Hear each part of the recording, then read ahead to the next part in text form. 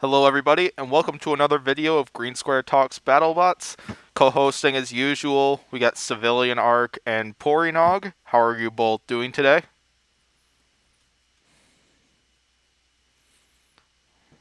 Awkward He silence. said your name first, so it's Yeah, all you. yeah, all you Civilian. Big deal. Big deal. I'm chilling. Group chat's out of control, but we're chilling. Yeah, a certain group chat is kind of out Aqu- of control right now. Civilian, since Aqua you've kind of Miles, been a calm the little hell out of down. control in there. You got a shout out you want to give to Yeah. anybody? Yeah, Aqua Miles, calm the fuck down. Yo, I wanna give a shout out to in the Aquamarine Square and to Miles, all the homies. Shout out to y'all. Yeah, shout out to all of y'all as well. You guys are I like all you of you. guys are kind of out of control as of right now when we're recording this, but you still got a special place in my heart. Yo, we like you. You're good. You're Yeah. cool. Yeah, we're all friends there and such. So back to this podcast. So what we're what we're doing here in this video, as you can see in the top left screen, is a tier list. Pretty much what we're going to be doing is we're going to be ranking all BattleBots 2020 competitors based off of their performance in both the main competition and in Bounty Hunters. So just to warn you, this video will be full of spoilers from all of it, including the Waiachi Bounty, which was released this week. So if you don't want anything spoiled, avoid this video until you have seen all of that stuff. So, Even though you two even, ready? even though episode 1 of the series spoiled the Sal Bounty already. Yeah, they did. Yeah, the opener did spoil the Sal Bounty. So yeah, anything from you two, or should we get on to the first spot? Well, Let's Yeah, get it. let's get it. Yeah, this is say my that last stuff. So right. What is that? What is that? I'm Is spinning that my fidget one spinner. last spin? Yeah. Oh, okay. One Spin. last spin? Yep, it's I think I slowing might down. It's slowing down. There we go. Stopped. didn't get my wheel yet, but I'm waiting on it. When I get it, I'll spin it. Yeah.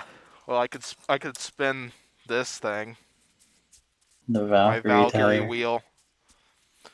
Yeah, which by the way, Pory and I are getting a tantrum wheel from this season, so I'm trying. we'll become almost tantrum wheel gang here in this podcast. Yeah. But yeah, basically with the Very tier close. list here, we're ranking them from S, which is at the top. That's probably hard to read because the screen is quite small. I might do some editing to change that. But red is S tier, darker orange is A, lighter orange is B, yellow is C, green is D, blue is F, and gray is not enough info tab. Not sure if we're gonna use that at all during this, but what that's meaning is like we just haven't seen enough out of them to potentially get like an accurate grade, like be able to accurately rank them. So like we'll put them there, or if that's Put necessary, like and you could put like the bounty bots in it because yeah. each one of them only had one fight. Potentially the bounty bots could be another example because we will be talking about Ice Wave, Bronco, and Sao in this because they are technically a competitor, or they might not have been Yeah. in the main Yeah. competition, but they were fighting in the bounties, so we will talk about them. So pretty much what we're just gonna do is Mhm. go through each bot one by one and talk about, summarize what they were able to do in this season of BattleBots, and then vote as for where we think they should be placed. Okay, so then A through F for the not enough info thing. So let's go ahead and get on to this one. We're gonna lead it off right at the top left with Aegis. So Aegis is ended up with one battle in the regular season with a loss to Fusion, and then lost to Bloodsport and I believe it was the Beta Bounty. So Beat him. Yeah. yep. And unfortunately ended up losing both of those battles, but they learned quite a bit about their bot though. which is a great thing to do, especially in like your first season of BattleBots. It's like a first year design. So, what do you guys think about them? Um, if I could eat any robot on this list, it would be Aegis because it looks like a big piece of cheese, and that's pretty cool. It's an interesting idea, and I admire them for trying something new. But like that armor is just not a good idea in BattleBots in general. I mean, I'm sure they realized that. You could tell that they were just kind of having fun with it. They weren't like at that. I don't think the Aegis team showed up thinking like, yeah, we're gonna come home with a giant nut. I think they were just like, yeah, let's have some fights. It'll be fun. Yeah. Yeah, I think that's very solid Um. reasoning from you, Pory. Were you about to say something civilian? Yeah. Aegis is. I. These are one of those bots where, like, I don't like saying it's bad because I sound like a jerk, but like, this bot looks like Pac-Man. If you take the like front wedge out and like you look at the triangle closer, Maybe like when its look at flipper it. is up in the air. Yeah. Yeah, yeah, it definitely very well could look like Pac-Man. I definitely see that. But well, yeah, you guys got anything else, or should we decide where we should be placing them? Yeah, we can decide. All right, what do you I'm guys ready think? to vote for where we. I'm gonna Um, start us off by. I'm gonna start us off by voting Aegis to be an F tier. I'm sorry, Aegis, but yeah, I don't think it's a really reliable bot. It doesn't move all that well. Its weapon doesn't work. yeah. I think it's I think that's an F tier for me. I mean, it has it. I mean, I would love. If they come back next season, I would love to see them come back improved. That'd be great because I mean, I like a good flipper bot, and your robot looks very tasty. So I give you credit for that. Even though I'm gonna get outvoted here, I would honestly maybe put them in the D tier area. No, as yeah, I completely agree with like Pori and Civilian because they definitely had a lot of trouble. Like every bot was able to slice through their armor with ease in this one, but he just has Yeah, has a great design to it. Like the design has potential. Like there are definitely some major kinks to work out that I bet they will work out if assuming they're gonna come back next season. But I think it's got a decent design.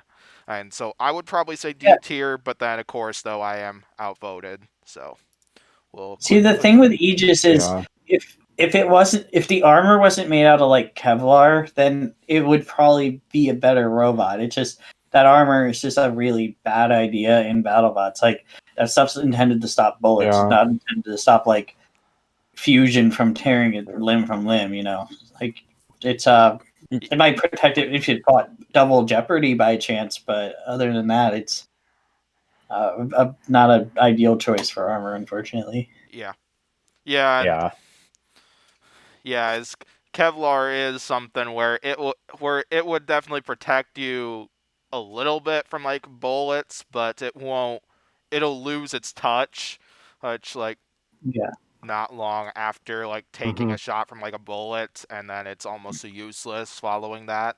That's kind of like the problem that we saw with Aegis in their battle with fusion. But still, Yeah, and I I mean, hope we get to see I would rather get shot than that bot come back next season cuz I like the design of it. yeah. Because the way I Yeah. see it, I would rather get shot than have fusion be thrown at me with spinners going off. Like if Yeah. we're being real. Same. All right. So, Although next that'd be a cool way to die, though.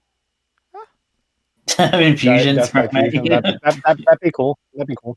Yeah, that'd be so, cool. next up we got Adam 94. Adam 94 who unfortunately went winless in the regular season with losses to Big Dill, Tantrum, Perfect Phoenix, and then lost to Mad Catter in the Bronco Bounty.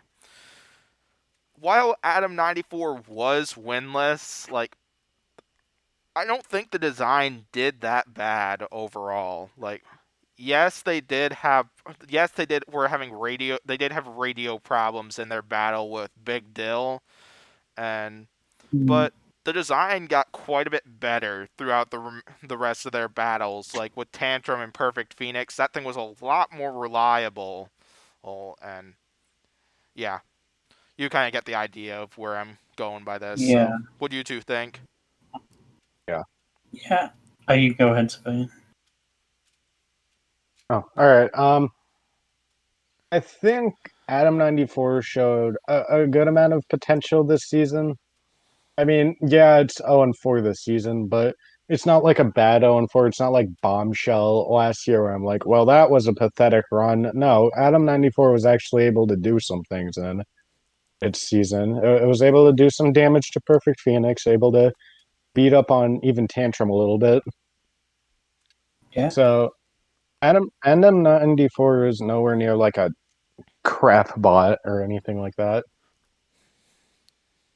Yeah, I think somebody I was talking to on Discord put it in a way that stuck with me. Adam 94 is probably the best robot to just never get a win I because would it's just like I would it's got a lot of completely agree potential. I with mean, I that. feel like I feel like they got to make that thing lower for one. I mean, it's like 3 inches off the ground behind the wedgelets. Like they definitely got to fix that. But I mean, for a first season robot, I mean it functioned. It did all right. It had teething Yeah. issues, but a lot of newcomers do. But I feel like Adam 94. Hopefully they come back. I feel like Aegis. I don't think will get accepted if they apply back. If I'm being honest, but Adam 94 I think will because they showed potential. The Ray Billings protege thing that they love to build up, and the fact that it's a team that is technically from India. I feel like those are some things that will guarantee Adam 94 a slot if they return. And I feel like if they do Yeah. return, they definitely could do some damage. They just, got unlucky, unfortunately, with these fights. I mean, it lost to like two top 32 bots, or three top 32 bots, and One of the final Big Dill. four bots. Yeah, one of the final four bots, and Mad Catter and Perfect Phoenix both made the round of 32, and so it's not like Oh. it lost like axe backwards or something. Like it lost to some quality robots, and even Big Deal, like that was its first fight ever. Most robots are gonna have teething troubles in their very first fight ever. Yeah, I completely agree. Like Ab 94 has a lot of potential to it. It's they got a really good design here, and then the team they learned a lot about their bots. Now as Chris and Kenny were talking about that quite a bit. Along with the fact you got to give them credit, the fact that they came here all the way from India during a pandemic to come compete at Battlebots Canada. or Canada. Oh, I thought it was Yeah. India. Like I think they well they're originally from India, but I think they go to school in Canada or something. Yeah. Yeah. But either way, though, still got to give them a lot of credit. Like, give a lot of credit to all the Yeah. international teams that came here in during a pandemic. Like, Mm-hmm. Yeah.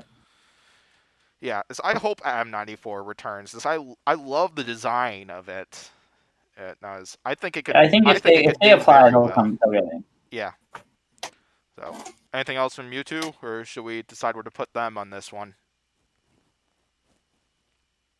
Good vote. Yeah, I'm ready to.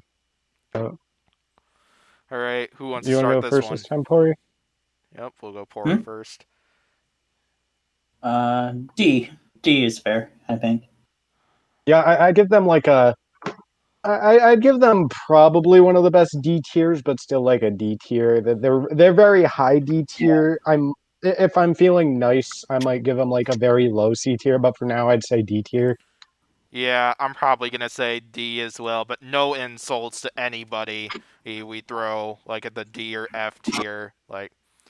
No, Yeah, yeah, I we're love every like robot here, so we're not insulting each one of those robots anyway. Hey, like nothing wrong with any of this. So I did forget to Yeah, the mention. way I see it is every robot here, I love every robot here, you know. If it's put into the F tier, that just means that they have a lot of room for improvement. I think any robot that gets thrown into the F tier has the potential to become like a top tier robot. I mean, considering Paul Ventimiglia's first robot like never made the TV rounds in the Comedy Central era. Same with Ray Billings. And you know, look how they evolved. You know, anyone can evolve and grow. Yes. Yeah, Yeah. and I didn't mention this earlier, but all of these tier lists, all of these tier stuff that we're doing are our opinions. So, and yeah, kind of like what Pory said, and like even if we throw them at like a D or F tier, we're not saying they're a bad robot or anything like that. No, yeah, we're gonna try to insult every one of these bots the least amount possible. Well, no, yeah, Yeah. because we don't Unless we're want to roasting them, in which case, and yeah. So on to Axe Backwards up next. Axe Backwards, they went 0-2, who in the opening round with losses to Malice and Captain Shredderator, and then took a loss to Lockjaw in the Beat It Bounty. So Axe Backwards, that was probably the best version of Axe Backwards that we have seen in between 2018 through 2020. As it worked, it might not have won any fights, but it worked a lot better than in past few seasons. Now, as the weapon functioned, they were able to get in some big hits with that thing, and they were a lot Yeah. more durable this year compared to last season. So what do you guys think? Yeah, I completely agree. Yeah. yeah. So Axe Backwards, I mean, its drum spun. That's a big thing. I mean, I think only like one of its 3 fights last year, its drum actually spun up, which is a plus. And I feel like going forward, I mean, I'm not gonna like know all the answers, obviously, but I feel like the wedge configuration it used in its later fights, like I feel like that's the way. I feel like that works pretty well because you can push robots and then they go up the wedge, they can like get like bumped to the drum and do damage to them. But I mean, but Axe Backwards has always kind of been that robot where it's not great, but like the builder is clearly just there to have fun. Like, you know, and he'll do the reason why Axe Backwards keeps getting accepted back each year is because what's his name, Kurt? Yep. I think that's his Yeah, name. Kurt. I don't know. Kurt, Kurt yeah, Gurgen. like that dude will fight anyone you throw at him. Like they're like, ooh, let's give Deep Six a fight. He's like, okay, yeah, here you go. Experiment that 100-pound blade on me. That's cool. Like if they went up to him on the first day of season 6 and they were like, you're fighting Tombstone, he'd be like, okay, that's cool. Like I respect that a whole lot. Like that's really cool. Yeah. But yeah, Axe Backwards. I feel like it could grow and become better, but I love the attitude and the energy behind the team and all that. Yeah. Okay. I mostly agree with everything Pory's saying. The wedge is the way to go. And Axe Backwards, it's always shown like it might not be good destructive wise, but like it's reliable. It can move. Like it's able to move around a lot. It's able to take a ton of hits, and this season was no different as it took Malice setting Axe Backwards on fire, and then it took Captain Shredderator throwing a wheel off of Axe Backwards, and then it just took Lockjaw Mega Domination skills on Axe Backwards. So it takes a lot to actually KO Axe Backwards than a lot of people don't give him credit for. Yeah. Yeah. I completely agree with all of that. As yeah, I hope Axe Backwards return once again. It might not do that well each season, but it's a fun bot to watch. Including like what Pory Yeah. said, Kurt seems to be really having fun there. Including there's the Yeah, meme he just loves doing it. he was holding the sign where he says he will fight for food. Who Oh didn't? yeah, he will. Oh He yeah. loves doing it. Like, Yeah. and the way I see it, if Axe Backwards, while we do this, I'm gonna also determine how likely I think they are to come back for each bot, like I have been. Yep. Axe Backwards, I think if they apply, they're getting in, no question. Yeah. I would agree. Yeah, Friend of I'd mine, agree with that. a friend of mine put it the best way I could think of.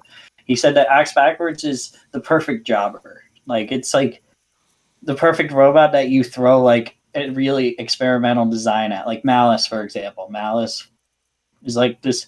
We didn't know how like a drumette that was horizontal would do, so they were like, "Oh, let's test it on Axe Backwards." I mean, Axe Backwards has potential to be much more than the Jobber, of course, but I feel like that's kind of where they are at this point, and I feel like that's what's going to get them the return each season. Well, Yeah. the Bunny and Kurt trash talk before that battle was It a was little great, yeah. entertaining. What's too bad Yeah. though is Bunny has said that supposedly there was more trash talk going on. I think it was before the battle between those two that unfortunately did not make it to the show. Which I'm Yeah. disappointed we didn't get to see, just because that probably would have been so much fun to watch. Yeah. Yeah. Yeah, it's fun. It's funny to see how Bunny will go at it with somebody. It's funny. Yeah, I Yeah. like her energy on stage. We'll get. Oh yeah, I'll definitely have a lot of praise for her when we get the Malice for sure. yeah. So, should we decide where to put Yeah. Axe backwards? Yeah. Yeah. I'll start us off. I'm gonna go D for X backwards. I wouldn't say they're as good as like Adam 94, but I'd still say they're like a solid D for me. Yeah. D's fair. I think that's where I should say. I'm gonna do a third vote on that one. Axolotl is next. So Axolotl, they got an untelevised loss to War Easy, a loss to Ribbot. I had something for that, but I lost it, and then a loss to Rotator, and the Bronco Bounty. So Axolotl's another, I believe. Crap, I forget if it's college or high school run team. I think they're high school kids. I think, Yeah. I think it's high school. But yeah, you get the idea. It's run by students, and this is another one kind of like Adam 94 and Aegis, where they learned quite a bit about their bots. Now, their bot might not have done that well, but Yeah. it's still got the potential to improve, as it put up a heck of a fight against Rotator in the bounty. So yeah, what do you two think about Oh this one? yeah. Yeah. Axolotl. I think You can go ahead, Civilian. I think the main problem with this bot is that like we haven't seen enough of it. We've seen enough of it, but not like a lot of it to say like, wow, this bot could do like has the potential to go really far or not. Like it lost to Ribbot, which was one of the quickest KOs in the preseason, I think. Yeah, I think so. Yeah. Yeah, something like that. And then like it did do fairly well against Rotator. I'll give it that. It survived for the most part. Yeah. So yeah. Axolotl is. See, they didn't do great, but I'm willing to cut them slack because it's like a younger team. Like the fact that high schoolers built that thing and showed up to Battlebots, and I want to say that was one of the month builds too. On top of that, like I think it might have been. that's pretty impressive. From what I hear, I don't know the exact link, but I'm pretty sure one of the team members or some of the team members are mentored by the end game team, which is kind of like how Adam 94 is mentored by Ray Billings. Like I feel like that's a good sign. That's a step in the right direction, and I feel like they'll get a lot of helpful advice there. I mean, I like Axolotl a lot. I mean, shout out to the amphibians. I have an Axolotl hat. I'm actually not wearing it right now, but yeah, I feel they have a lot of potential, but they just didn't really reach it at all this season. First time bought by new team. And I'm pretty sure there's like I would say the potential was shown in the Rotator battle, because I think they lasted a lot longer in that battle than potentially the other two battles combined. We haven't seen Axolotl and War Easy yet, but but I feel like it's possible that could be true, because as Axolotl was giving Rotator a lot of trouble in that battle, well, if I recall it right. Hey, but then Rotator Well, managed to get the kill shot needed to win that battle. oh yeah, Yeah. and they also had a lot of like repair time between like their Ribbot fight and then like the Bronco bounty Yeah, they were in. definitely. So they had a lot of repair time. Yeah, and they put up a great showing during that one battle. So, Hmm. you guys ready to decide where they should be put? Yeah. Yeah. Oh, before I do, if they apply for next season, I'm not sure that they'll make it in. I don't know. I hope they do because I like it, but I'm like 50-50 on that one. Yeah, I could definitely see that. I think it depends on the changes they've made or not. Like Yeah. if they come in with the same looking bot as last season, they're gonna be like, no, you're not coming in. But if they come in with a bot that has like a newer looking weapon, newer like somewhat new design, something like that, I'm sure they'll let them in. Yeah, it depends who else.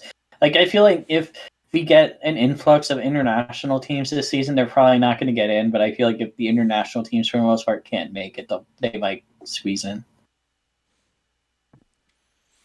Yeah. Yeah.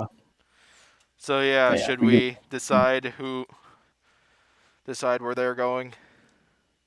yeah, I'm probably gonna choose F tier, but I have a lot yeah, of respect for Axolotl. Just as it was probably they built that thing in like a month, like Pory said, in which shout out to them. I donated to their GoFundMe page. Page helped them out with that kind of, but yeah, big yeah, respect to Axolotl. Well, as for how well they were able to do this season, despite building it in a short amount of time. yeah. Yeah. That's about where I am. I'd say F.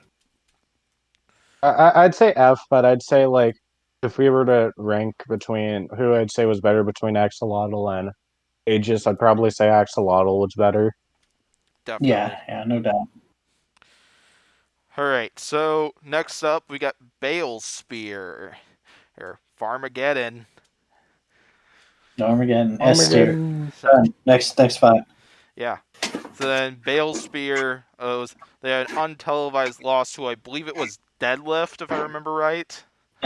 Yeah, you're correct. And then lost to Tracer as well. And then a surprising victory in the Bronco bounty against Chomp, but then a loss to Mad Catter in that bounty. So Balesphere does have a victory. I think they're actually the first team we were talking about here who won a fight. Hey, Yeah, but yeah. yeah. Yeah. No disrespect That to was any of pretty the high, other by the four way. teams, not meaning to disrespect or anything like that. So, Yeah. Yeah.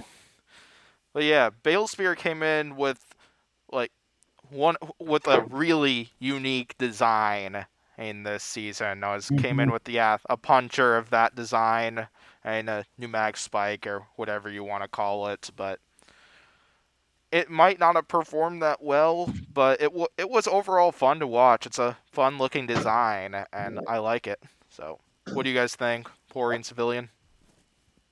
I like Balesphere. It's a neat robot. I mean, I was like, very excited to see them come back because I like the concept and the design a lot. I mean, obviously it's not going to win a lot of fights, but it's a cool robot. It's a shame. I don't think they're coming back next year. And even if they did apply, I'm not sure they'd get accepted. But I heard somewhere that they're not even applying. I think they're going to be on like a different team. Yeah, I want to say, what I heard from somebody is that Balesphere's captain said in an AMA that he is retiring Balesphere, but they're considering joining Red Devil as Red Devil's looking to make a Red Devil. return. Yes, Earn is yeah, they're gonna that's what I've been join Red hearing Devil. as of right now. So, what Yeah, do you that'd be think? So, cool. what do you think, Yeah, That's Civilian? what I mean. This is Balesphere. It's the best bot of all time. I mean, it beat Chomp, which Chomp beat Bite Force. So like, Yep, it's true. need I say more? That was an impressive win too. Like they were so yeah, well driven in that fight. definitely. Yeah. Okay, but like Bale Spear, well, it doesn't have a great weapon. You have to give them credit, like that they at least have decent driving. They can drive well enough. Like maybe it wasn't as good as like their 2018 drive because I feel like their 2018 reliability was slightly better than their reliability for this season. But like this was still a decent. It still has decent reliability for what it is. Yeah. Yeah, without a doubt. So yeah, anything else, or should we decide where they would get placed? I'm ready to decide. What's their acceptance chance if they were to apply, Pory? Maybe a 60% chance, I'd say. I feel like chances would be a little higher in my opinion, just because of how cool looking and unique the design is. But I think the fact that they're the only pneumatic spike bot in that would be applying, that they might get in on that alone. But it depends on how many cool robots apply this year. And based on what I've heard, it seems like it's a pretty stacked list that they're against. But I mean, Yeah. you know, they aren't coming back anyway, so it just doesn't matter. yeah, definitely. So, Yeah. so yeah, should we now vote where they should be placed? D? Yeah. Yep, I'm with Yeah. you all on that. I'd say I probably would have said I'd say F, but D. I would have said F, but because of how well that Chomp fight went, how well they performed in that one, I would give them probably D tier. Once Yeah, again, the Chomp fight had no to happen. offense to Balespear one bit Yeah. at all. So on to the next one, where we got the first bot who made the top 32. We got Beta. Beta, another international team, one of the 4 international teams that came to Battlebots this season, as they came all the way from the UK to bring back that amazing hammer bot, and we saw quite a few good showings out of it. That was in the regular season, and they started off with a controversial victory against Rotator, and then two big wins against Rusty and Grabot, but then. And in the top 32, they went up against Ribbot, and it did not go well for them. It went well for Pory, but not for them. It went well for Civilian Arc too, because Civilian Arc picked Ribbot for that one. Yep. Yep, he agrees. Me and Pory are big gamers here. Yeah. Yeah. Beta definitely proved after this season that, yeah, vertical spinners, as I was expecting, and it was going to be the big concern for them coming into this season. But Beta still did very well this year. It was great getting to see that hammer bot return for another season. They managed to land some major shots on a few of their opponents, and I also forgot that they were a legend bot in that bounty where they lost a lockjaw, unfortunately. But yeah, you get the idea. So yeah, what do you two think about Beta? Yeah, Beta's well driven. It Yeah.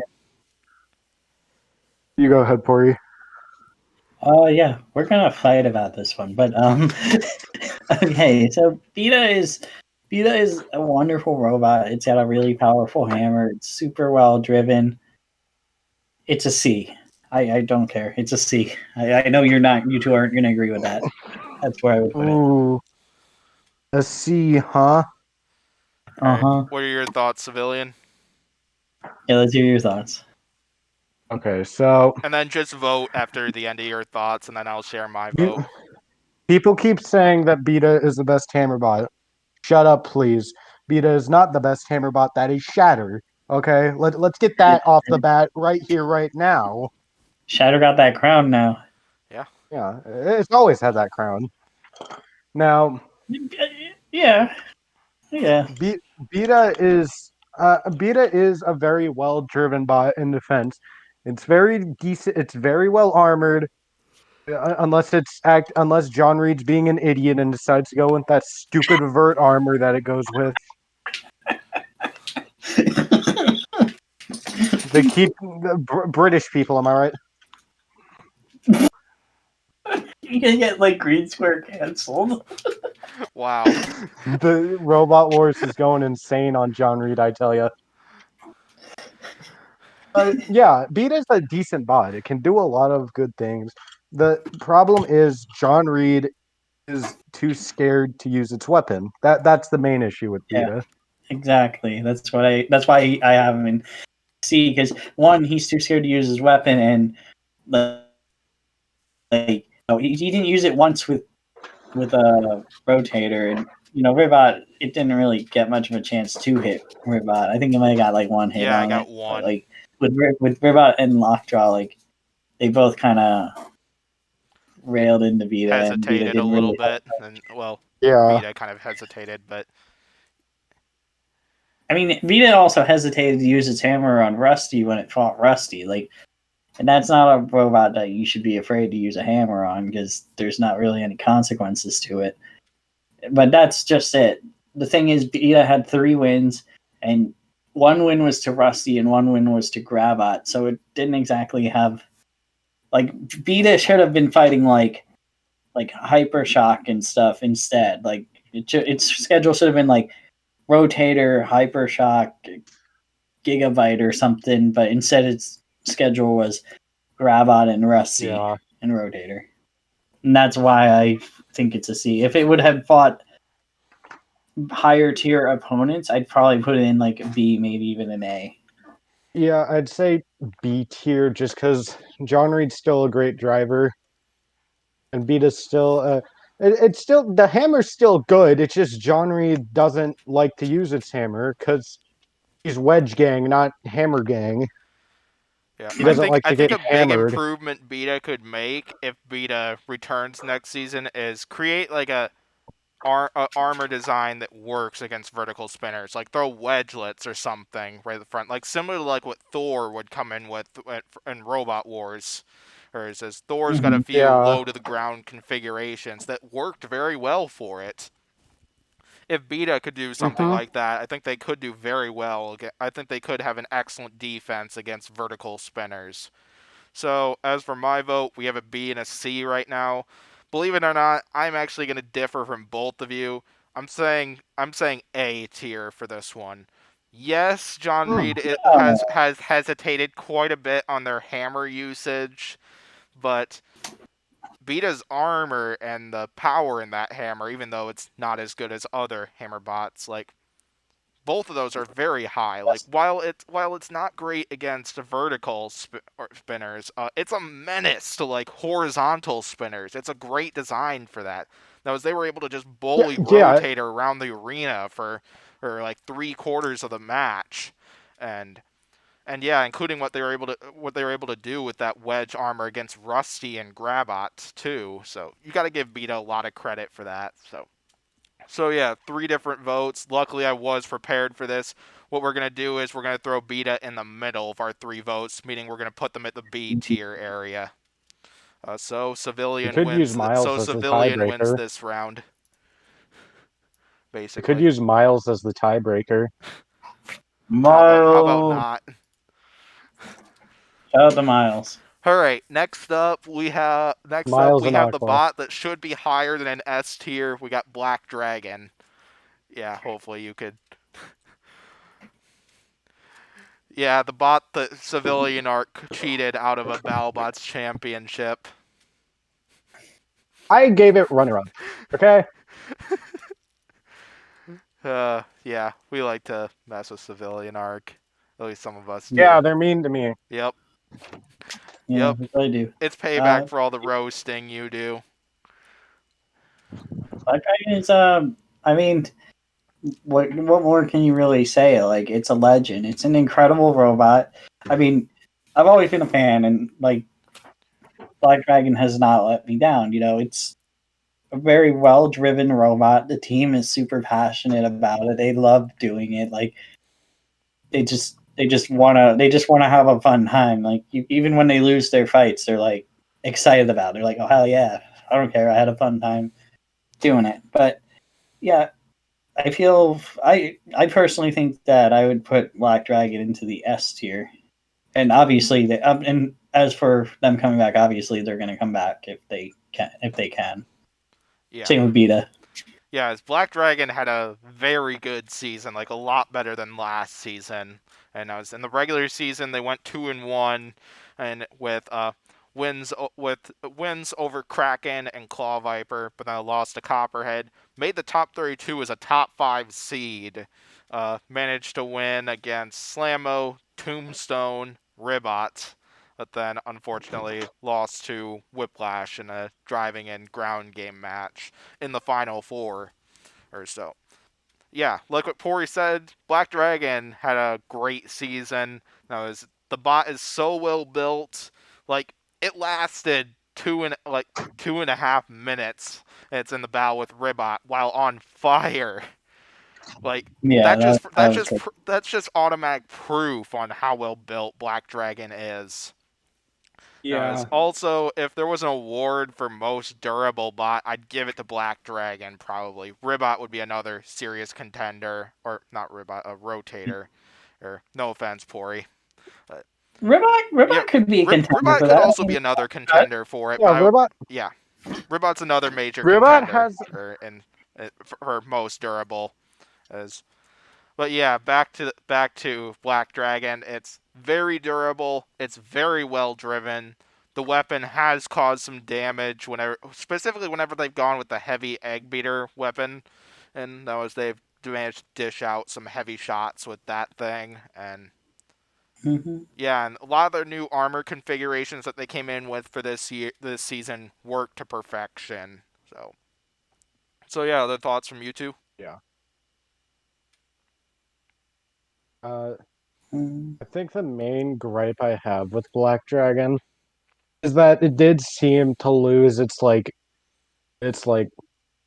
power around the postseason. Like it didn't do that amazing in the Slammo fight. Like I expected it to be like a bloodfest for Black Dragon, but it was like a decisive but like not amazing win for Black Dragon.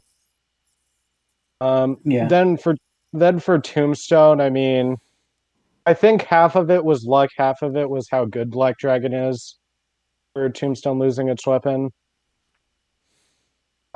And then for Ribbot, I mean, I will give credit that they're very reliable. I mean, they can handle being set on fire for like 3 minutes straight and still work. Uh, but like, yeah, I can't see them taking on any other elite drivers. I'd say they're like top 10 drivers, but they're like number 10.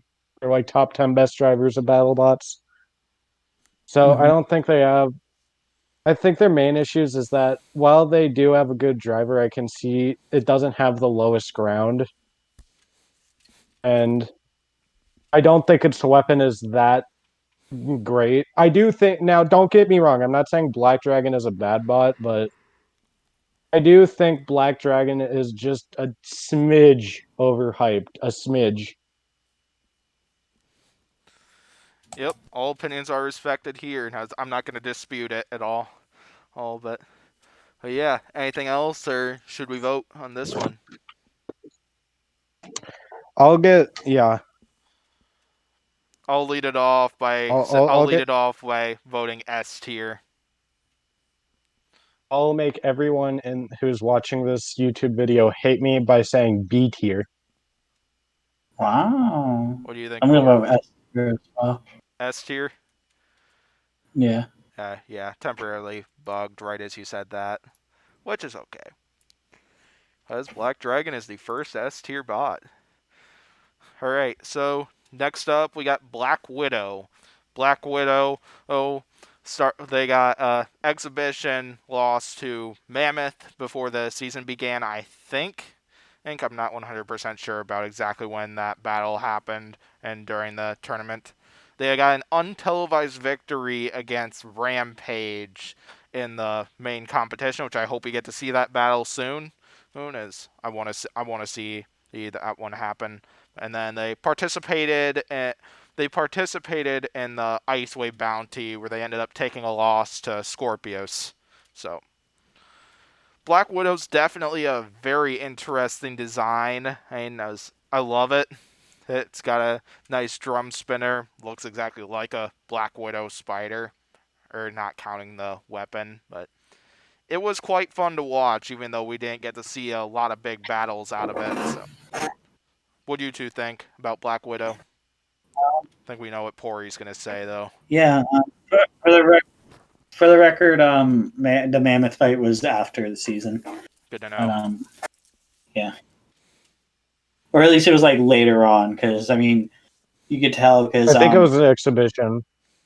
it was an exhibition, but it was like a later in the season exhibition because when Josh Gates was there, he was filming like Copperhead versus Gigabyte the second time in the bounty, so like that was like later on. But yeah, Black Widow S tier, the only robot to be undefeated in the main season. Next spot. So yeah, what do you think, Civilian?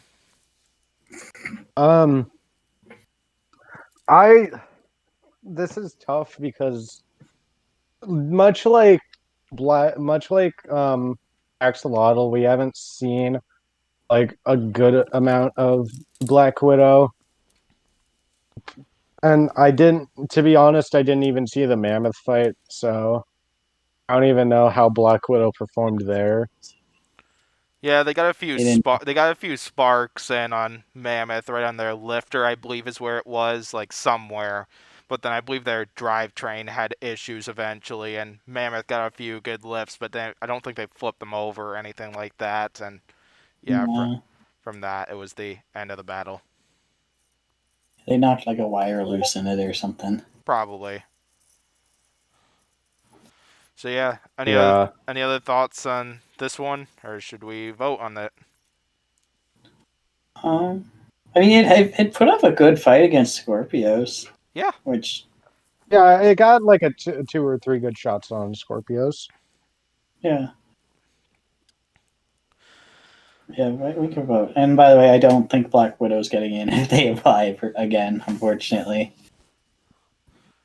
Yeah, I would probably agree as much as I love Black Widow's design. Yeah.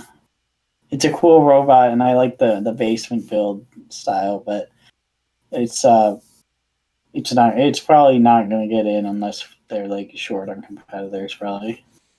Yeah. Yeah. All right, so should we vote then? Yeah. Yeah. I'm probably going to pick D tier for this one. Yeah. I'm gonna go F. I'm gonna go F tier for this one. I mean, it did put up a good fight against Scorpios, but I don't think it did anything with Scorpios other than like perform sparks on Scorpios at that few shots. So I'm gonna give him an F. I'm going to say D because I mean it did get a win and it survived Scorpios. Did? Put up it made it to the judges. Who did it beat? Who did it beat? Rampage. Rampage, yeah. Oh. That's why I keep saying it's the only undefeated main season robot because it technically is. Because I wonder if I accidentally said it lost to Rampage in a untelevised battle. If I did say that, that's a mistake on me. Black Widow won that battle against Rampage. Yeah, but basically they won that fight, but they weren't able to repair in time for a second fight night fight, so they just didn't get another one. So they just didn't get another fight, so they're undefeated. Yeah. They were chilling until the ice wave bounty.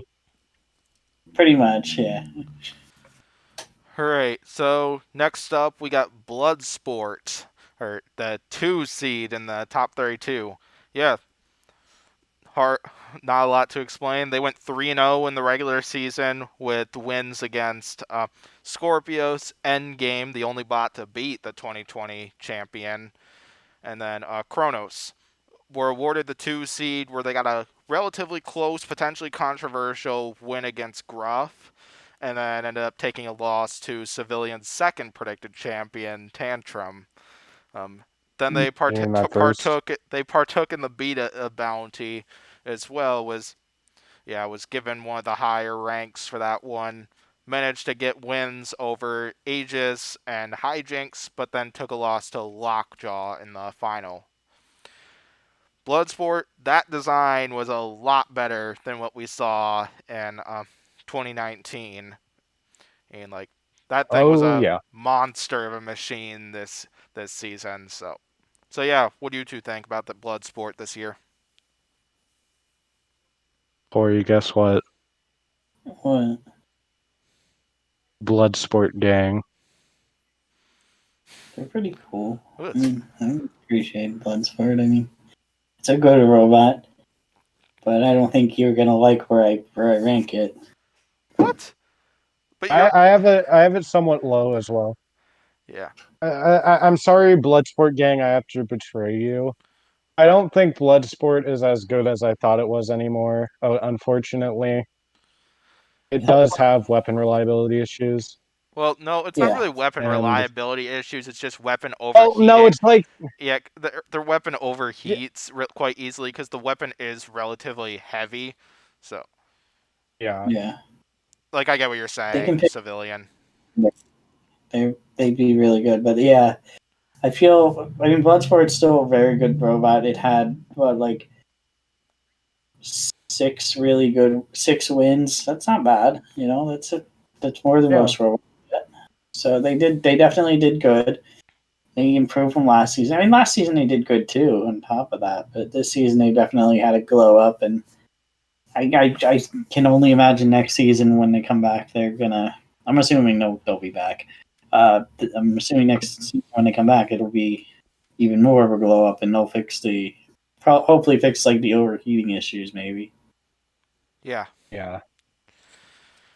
Yeah, unfortunately, I was a little disappointed because, like, we saw them fight Scorpios in the first episode where they did a ton of damage. Like, they completely destroyed that frame. Well, I shouldn't say completely, but they did Amen. more damage than Tombstone did to their front armor, and which Yeah, was huge to see. But then all the damage we really saw Bloodsport do, like in that Scorpios fight, kind of like disappeared following that. Because in Endgame, I think most of the damage done in that battle was Endgame doing damage to itself, mostly. yeah, And then Chronos, we didn't see a lot of big hits in that one, but we didn't see Bloodsport do much damage in that one. There weren't a lot of bits and pieces flying at least that I noticed of. And then yeah, of course Yeah. Gruff, where we saw one big shot that resulted in the tri-bar spinner losing one of those bars, which was too mm, bad. But Bloodsport definitely, it was a great upgrade for Bloodsport to add wedgelets in case if they were to run into a situation like that. Yeah, and then Aegis, yeah, we didn't get to we didn't see too much damage, as well with the hijinks battle. Oh, like most of the damage wasn't visible on hijinks. Like I was a little disappointed we didn't get to see as much damage done by Bloodsport done in a bunch of their later battles compared to their early battles, but Bloodsport's still a very elite bot, a much better bot than they were last season. Yeah. Like yeah. none of that is meant to insult Bloodsport at all.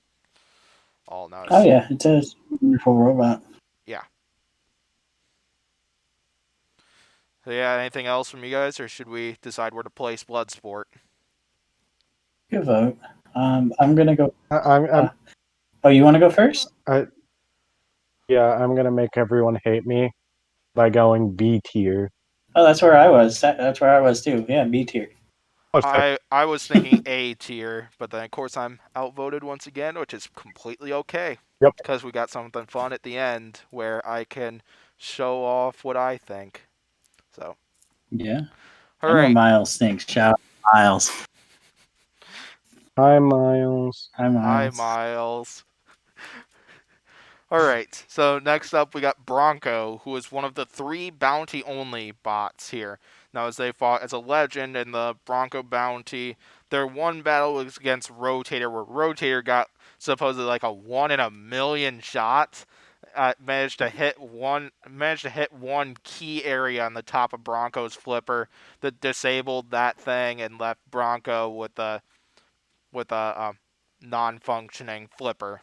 So Bronco ended up charging into just charging in the rotator with their backside, just to try to control the fight as much as possible. They did a reasonably good job with that part. So yeah, what Yeah. do you two think about this battle?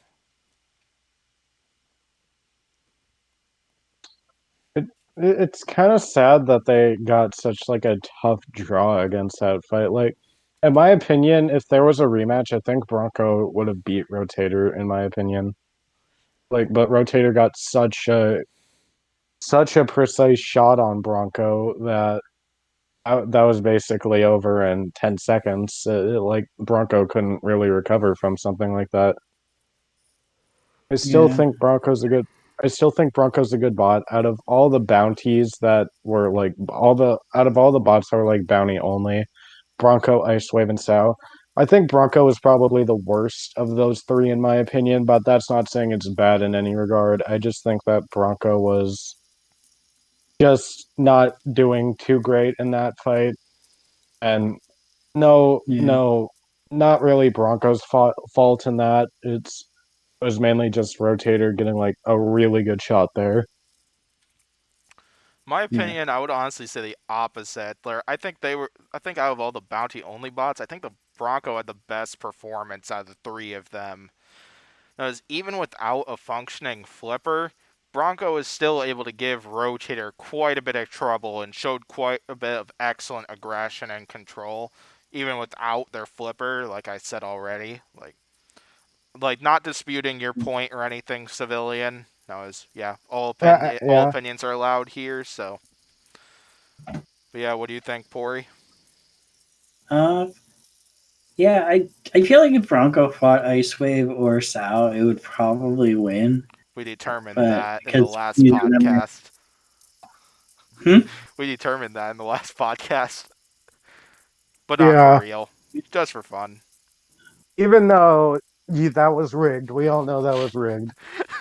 I feel like for real though, like in real life, if they fought, Bronco would probably win because neither of them are invertible. But yeah, I for Bronco, it's like he only had one fight and it was against Rotator. I still think Rotator would have won even if it didn't get that good shot in. But I feel like if I'm being honest, Bronco should probably go into not enough info just because it had one fight.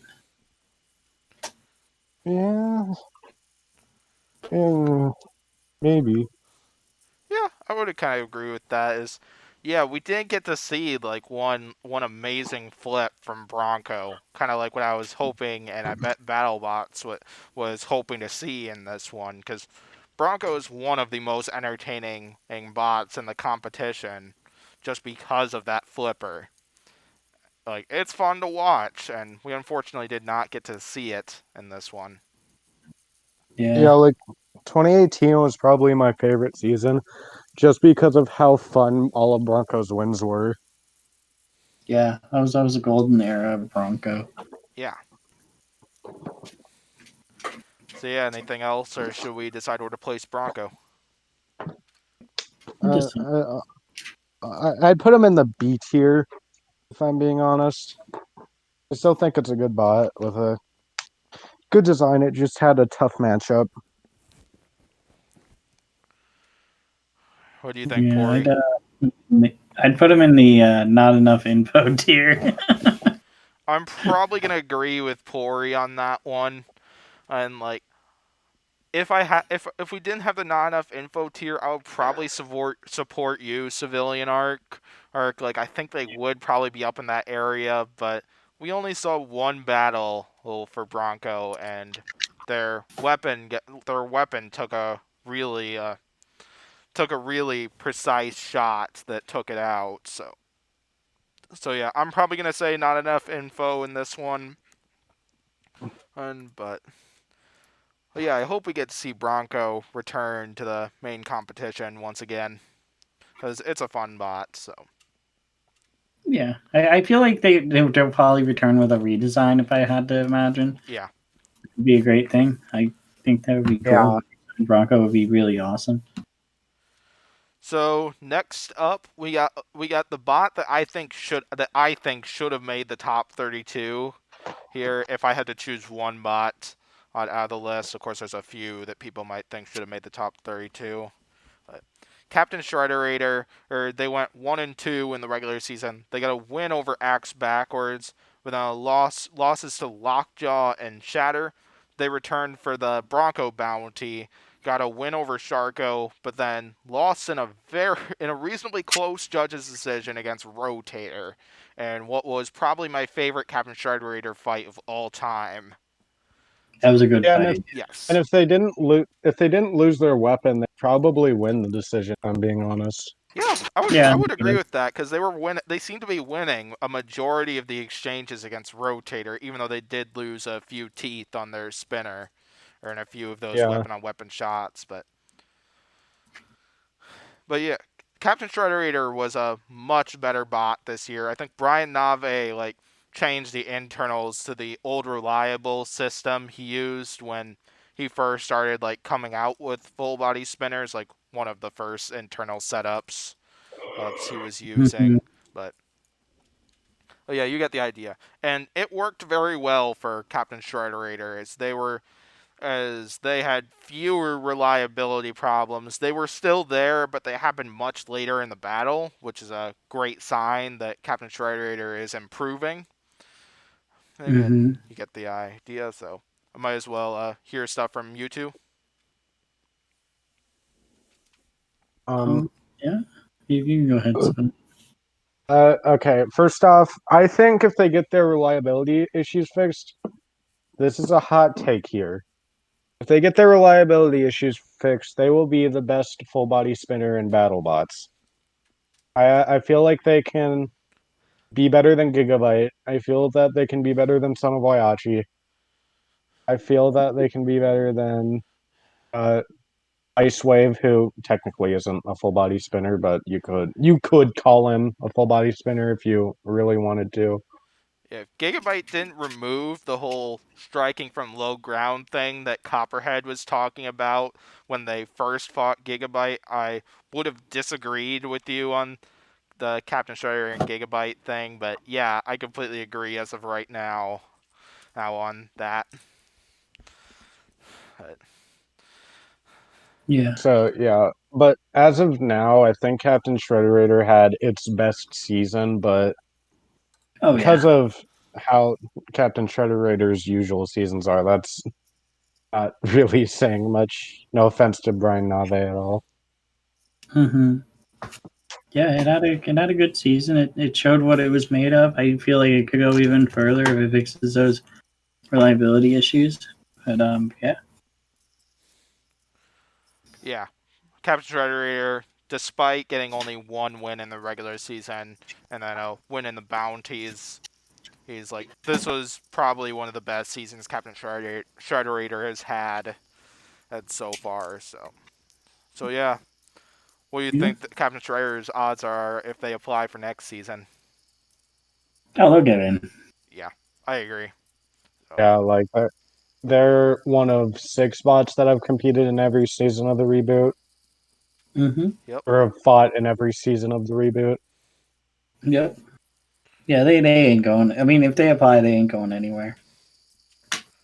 Yeah. All right, should we decide where to place them on here?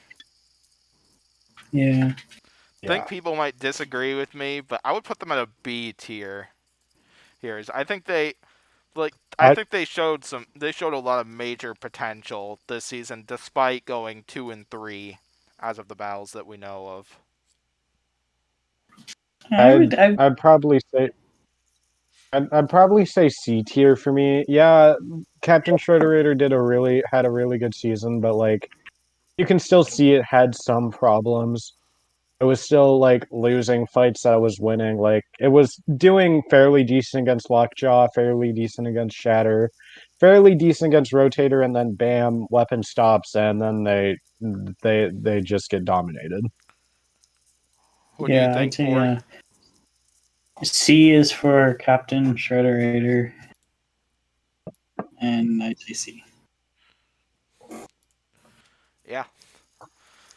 Well, yeah, I really hope Captain Shredderator comes out and fixes a lot of the kinks that they had this season. Because, like what Civilian Arc said earlier, like if they manage to like fix a lot of the reliability problems they were having, and even in this season, like their reliability has gotten better this season than it was in the previous season. They could definitely be like the best full body spinner in the competition. And I completely agree with Civilian Arc on that. So on to the next one where we got Chomp. So Chomp went 1-2 in the regular season with a win over Gemini to start the season off, but then an untelevised loss to Ghost Raptor and a loss to Hijinks. Didn't make the top 32, unfortunately. They did enter in the Bronco Bounty, where they ended up taking a loss to Bale Spear in the first round. So, and along with that, they ended up winning the award for best design this season, which I definitely think they are a very worthy recipient of that. So, Oh yeah. yep. So yeah, what do you two think about Chomp? What are your opinions?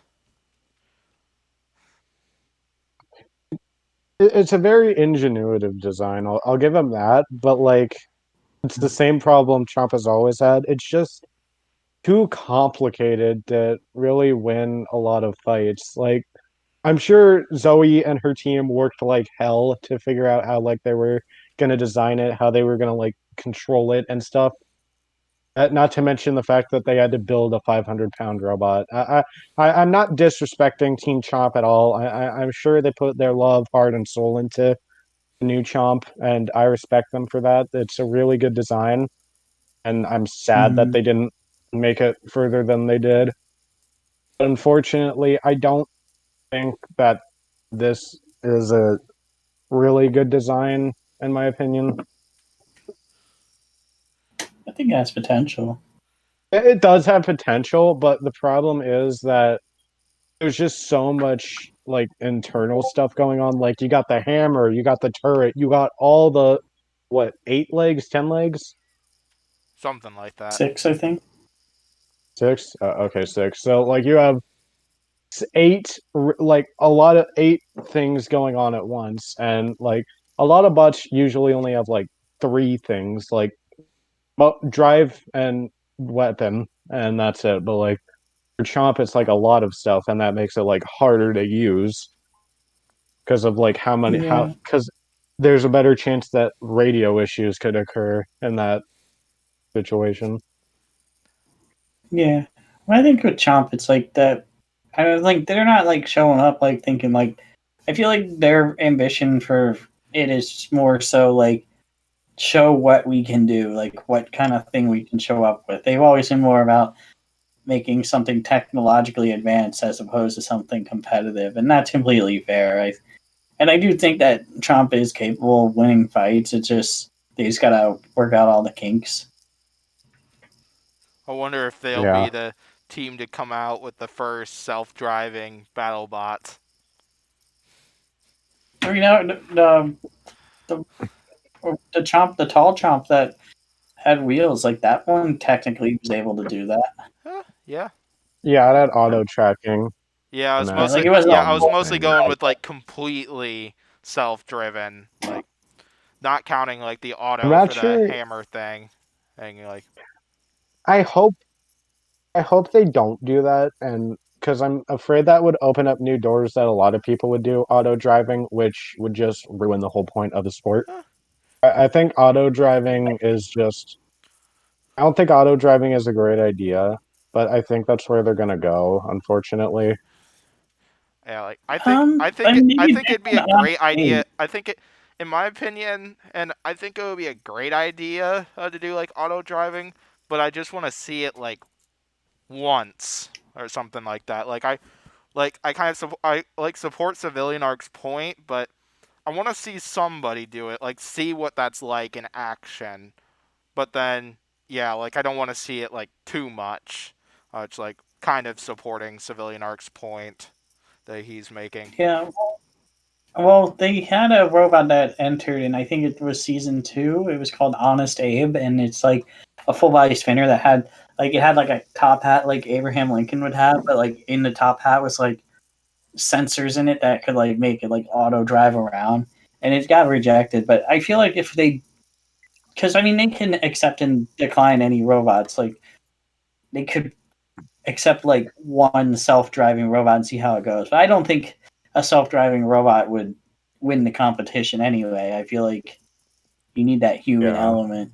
It'd be another one. It'd be another one of those bots where like it's highly technological advanced, which we've been seeing a lot of those in Battlebots lately. As yeah, like Chomp Yeah, being a major example of that. Grabot's kind of an example of that too. Oh, and then Yeah. yeah, I think those are the only Yeah. teams I can name for that. But yeah, you get the idea of what I'm trying to go for here. yeah. Yeah. So, you guys got anything else, or should we let Pory do his thing and then place Chomp? What's Pory doing? What am I doing? The acceptance chance. Oh yeah, challenge Oh yeah, that. again if they apply again. No question. Yeah. Not sure what their plans are because they're usually quite quiet on social media, as you can kind of Hmm. expect. But yeah, I feel like if they I hope applied, they they I come. would don't. they would get in. Because yeah, Zoe Stevenson has just I, been a major inspiration for females to get involved in engineering in general. Oh, like they would Yeah. definitely the accept thing Chomp is, back. I don't think Chomp will get in because correct me if I'm wrong. Zoe's pregnant, right? Yes. She was pregnant when Like, I mean she had the kid. Well, yeah. Pregnancy is yeah. the So reason she why might. She, she might take the season off. I don't know if that's what you're trying to say. yeah. Yeah. That's what I was Yeah, trying to go for. she might take it off to take care of her new child. So I mean, which is fair. That's fine. Yeah. I Yeah, mean, I don't know what her plans are. I mean, but I do think if she does decide to show up, which would be awesome, I would love to see Chomp again. I do think that they'll get in for sure, no question. definitely. Yeah. So yeah, should we now decide where to place Chomp? Yeah, we. I'm Yeah. gonna. How about D? I would probably pick C. Ooh, What do you think, Civilian? And the tiebreaker, huh? Yeah, And the like tiebreaker, yeah, Chomp's huh? fight against Gamma 9 was like so much fun to watch. It might not have that was been a this. good It might fight. not have been the same way for Hijinks and Balesphere, but that Gamma 9 fight, like it was so much fun just getting to see a Walker or bot like work so well.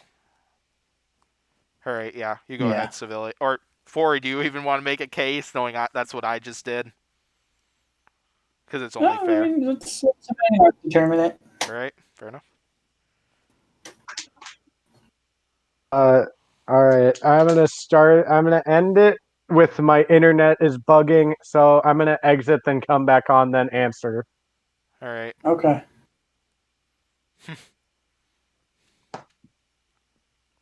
Yeah, I suppose his camera is frozen and Yeah. like that. But So let's Yeah. civilian architect.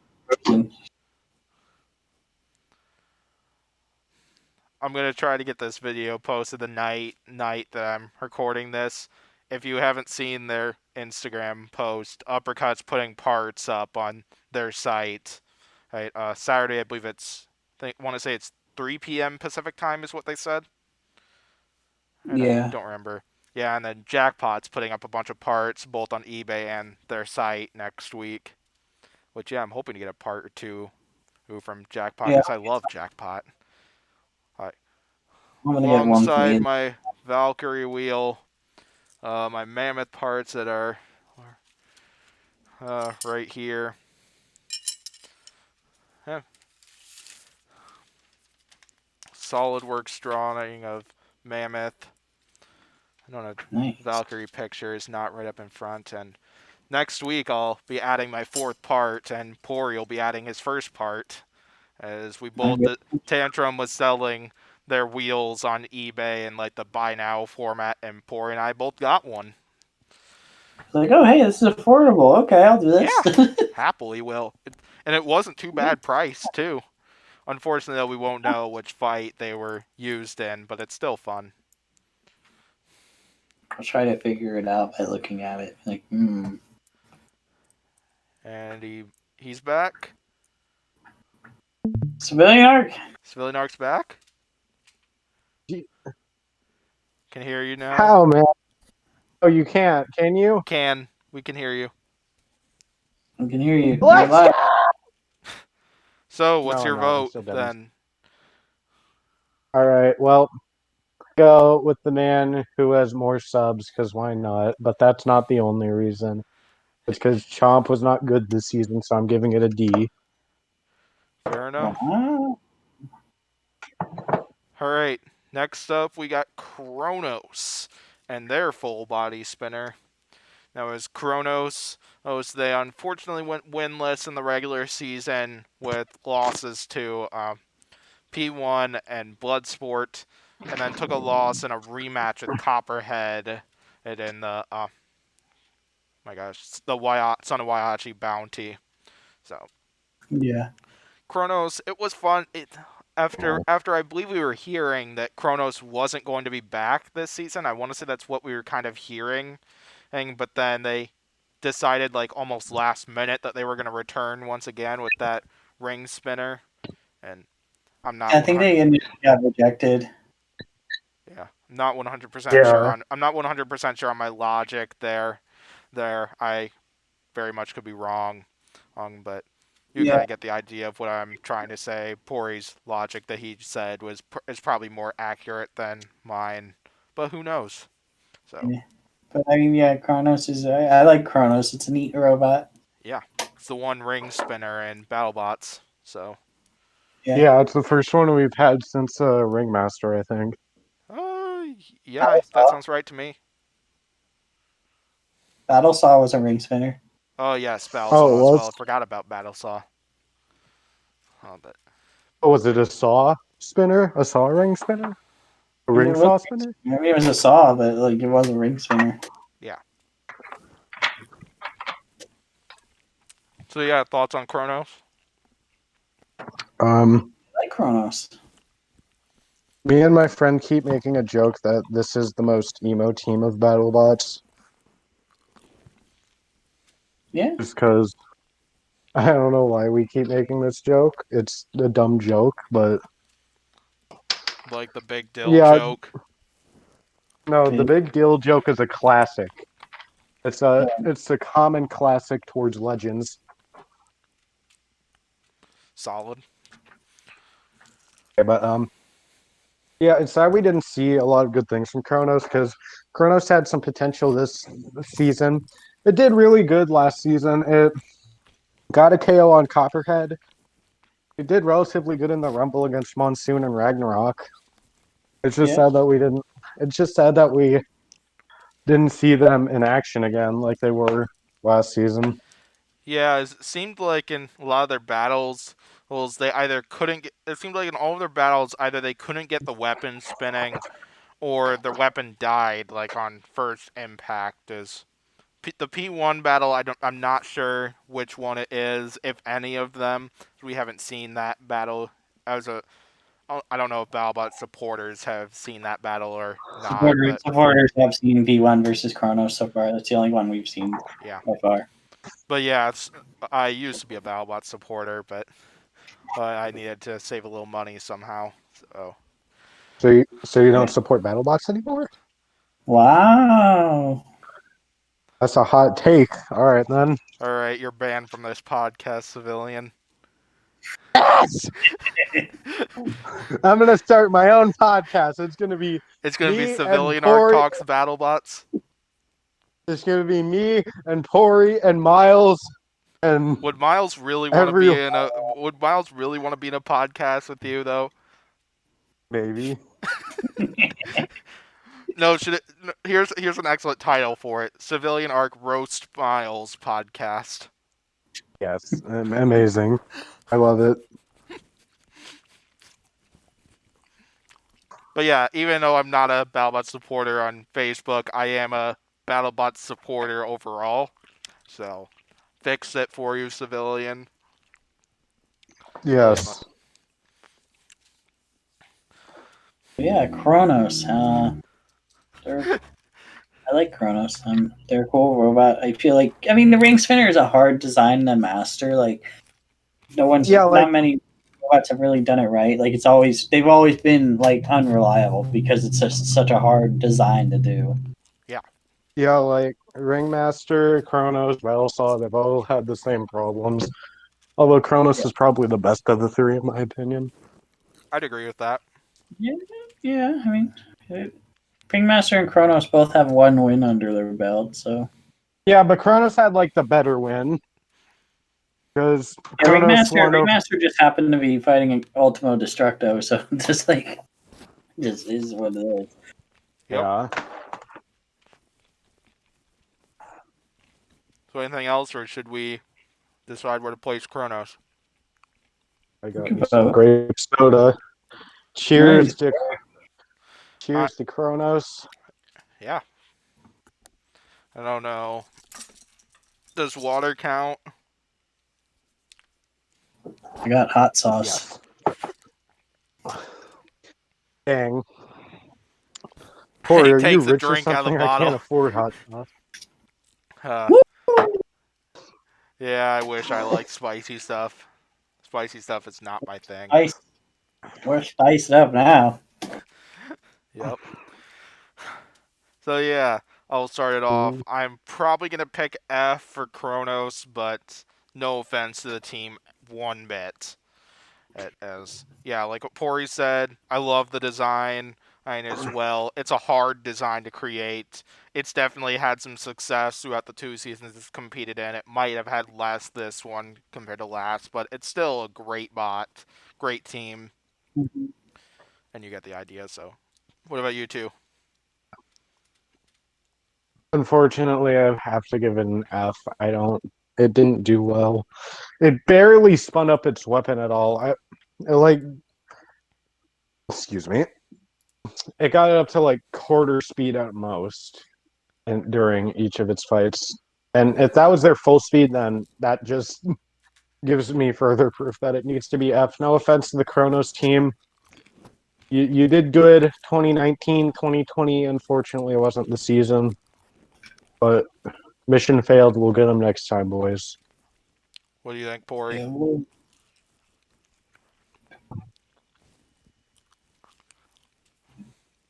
mm, F. What do you think is the probability that they would get into Battlebots next season if they The F is applied? fair. Which I hope they do. 50-50. Because they got rejected this season initially, so I'm not sure if they'd get accepted next season. But I hope they do because I love Chronos. Yeah, same here. So next up, we got a newcomer to Battlebot, a newcomer design to Battlebots, because the captain, I believe, was the driver of Warstop from Warhawk last season. Yeah. Yeah. So Yeah. we got Claw Viper, who is without a doubt like the fastest machine in BattleBots this year, and it's got a lifter, a grabber, hammer, whatever you want to call it. And Claw Viper was a pretty fun bot to watch, as it went 1-2 in the regular season with the win against Hijinks, then losses to both Black Dragon and Gigabyte. They partook in the Bounty, where they took a loss to, where I believe they took a loss to Kraken, and I think that's it, if I remember right. Yeah, but like it was a pretty close decision. Yes, it was close, potentially controversial. Well, depending on what you would think of it. So I disagreed with it. yeah. So yeah, what do you two think of this one? It's got a lot of potential. It needs a more sturdy weapon, I think. But other than that, I think they have a start there. This is a kind of just favoritism for me because like I've seen the guy compete in like I've seen the driver for Claw Viper compete in like a lot of robotic competitions like Arizona Robotics Combat. If you saw its bot named Scary Terry, like he's really good at driving it. Oh, yeah, he's a And good it, yeah. It's a really great design. It just doesn't have the reliability. driver. Yeah. I thought this bot had a great newcomer season. Now, this is the first year it's competed at Battlebots. It did very well, in my opinion, and it did a lot better than a lot of the newcomer designs. And I could see a lot of potential out of it. There are some issues that I bet they would be looking to fix, but I feel like Claw Viper could come back for next season if they choose to do that, and potentially do even better. Or so. So yeah, other thoughts from you two, or should we vote on this one? You can vote. All I'm down to right. vote. I will probably pick C tier for this one. C is for Claw Viper. I was gonna go D because they only had one win and they didn't really. And even in that one win, it was kind of luck. But I'm outvoted, so yeah. C is for Claw Viper. All right. Next up, $1 we have next up we have Civilian Arc's initial champion, and we got Copperhead. As Copperhead started off the season 3-0 with wins over Gigabyte. Oh crap, I'm lost at P1, and then Black Dragon came into the top 32 with the 3 seed. Took a loss that I found to be controversial against Mammoth. They returned for the Son of Waiachi bounty, looking to get a rematch with Sao. Oh, well, I don't know exactly if they entered that bounty for that reason, but either way, they're still in the bounty. They managed to get wins over Chronos and Rusty, but then took a loss in a rematch with Gigabyte in the bounty finals. So Copperhead's another bot that had a major glow up from last season. The design showed quite a bit of potential in its rookie season in 2019, and it came back this time and was one of the most destructive bots in the entire competition. Yeah. So what are you guys' thoughts on this one? Well, first of all, this was not my predicted champ. That Yo. it was never my predicted champ. I was Tantrum Gang all day, every day. I thought it was Ribbot. Yo, okay. What? When was it Ribbot? How did we get to Ribbot? Just trust him on this. Since you I started trash talking about Black Dragon losing to Ribbot. Yeah, they were gonna lose. It's just that Black Dragon they made the frog feel down about itself by saying it looks worse than a toad. So it made Ribbot just cry. It Wow. made the frog feel bad. Ribbot let Black Dragon win. Let's be real here. Yeah, I really got you. Here's a free win. yeah. The frog wanted to be kind, so it was kind. Yeah, it is what it is. But yeah, I mean, Copperhead's a beast. Like straight up, it's a beast. But yeah, It has reliability issues, unfortunately, that it needs to get fixed pronto. Or I don't think it can be classified as like a top tier bot. Yeah. yeah, They definitely seem to have drive issues in some of their fights from last season. I think that costed them in their battle with Scorpios, to lead off yeah, their debut. Got a few good wins, but then ran into Sao, where that battle did not go so well for them. But then they came back here, got a few great wins in, but showed some signs of drive problems. But then in the top 32 battle, ended up having weapon problems.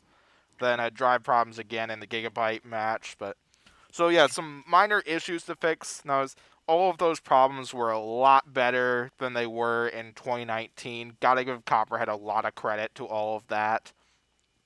But yeah. yeah, you guys get the idea. So Yeah. anything else, or should we vote on Copperhead?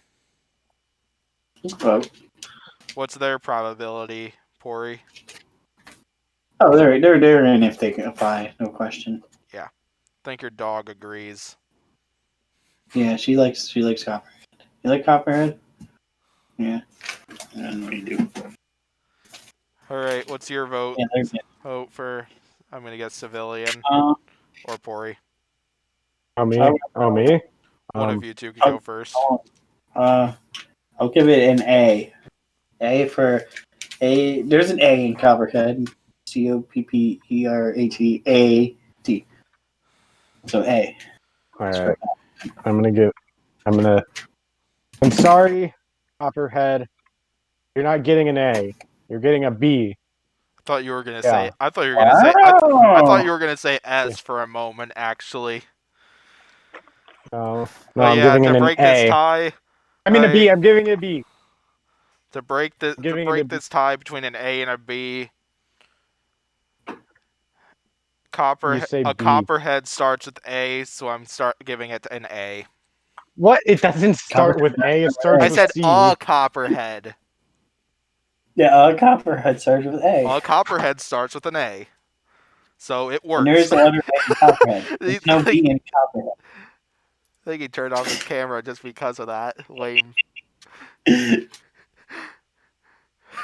muted himself too. Should we wait for him to get back? No, he can hear us. Yeah. So next up, we got Deadlift, where Deadlift had a untelevised victory against Bale Spear. Let's see, they had a loss against Mammoth. They participated in 2 bounties, I believe, where they took a very close, or they took a loss where they were dominating the battle for quite a bit of it against Ghost Raptor, but then took losses, or lost to Ghost Raptor because of a drive issue. Came into the crap, which bounty was it? The Tombstone bounty. Managed to take out Jackpot, but then lost to Gruff once again on drive problems. Oh, Civilian And it Arc's was back. dominating Gruff for the most part. Yeah, I've been back. Well, I've been back for a while. Yep. I see Narc. Hi, Pory. Hello. You done making a big deal about that last joke?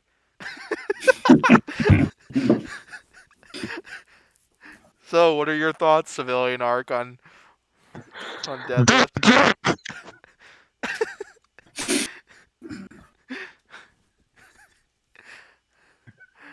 So, what are your thoughts, Pory? I mean, Deadlift is my best friend. I'm a very big fan of Deadlift. I mean, they're very well driven. It's a good design. If it fixes those reliability issues, it's the premier flipper, in my opinion. Definitely. What do you think, Civilian Arc? Deadlift has a lot of potential. I mean, it almost beat Gruff, and it knocked out Jackpot. Almost beat So, Ghost like, if they Raptor as get well. there, yeah, almost. I was about to say almost Ghost Raptor, and almost Mammoth, from what we've seen in the highlights. Yeah. I So, agree. if they get their reliability fixed, I could see them actually doing much better than even Gruff. I I see agree. They were dominating Gruff in that fight, so that they have the potential to be an A tier. Sadly, they're not at the power of an A tier yet this season, but I have a feeling they can get to an A tier. oh yeah. And if they work hard and lift dead enough, they can do it.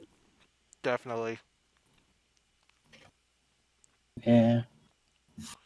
So yeah, anything else about Deadlift? I completely agree that I think Deadlift has some major potential. So, you guys ready to vote on Deadlift? Yeah. Yeah. Yep. I'm gonna go C tier for Deadlift. Yeah. C I'm is gonna go C. C tier. C is for the letter that's not deadlift. C is C is for for can C is Deadlift beat Deadlift. Gruff next season? I think they could. Yeah, they will. They can. I They think they should. can. What's their Don't know. I What's their don't know if probability, Pory? Deadlift. I don't know if they'll get in. That's my only concern. They should get in because I feel like they are the premier lifter, but I am concerned considering both uh, their main season fights were untelevised. So they might look at that and be like, "Ooh," but they might, but the bounties have kind of leaned me towards it's possible because the bounties showed that what it's made of. So I'm hoping it gets in, but I'm not sure. Yeah.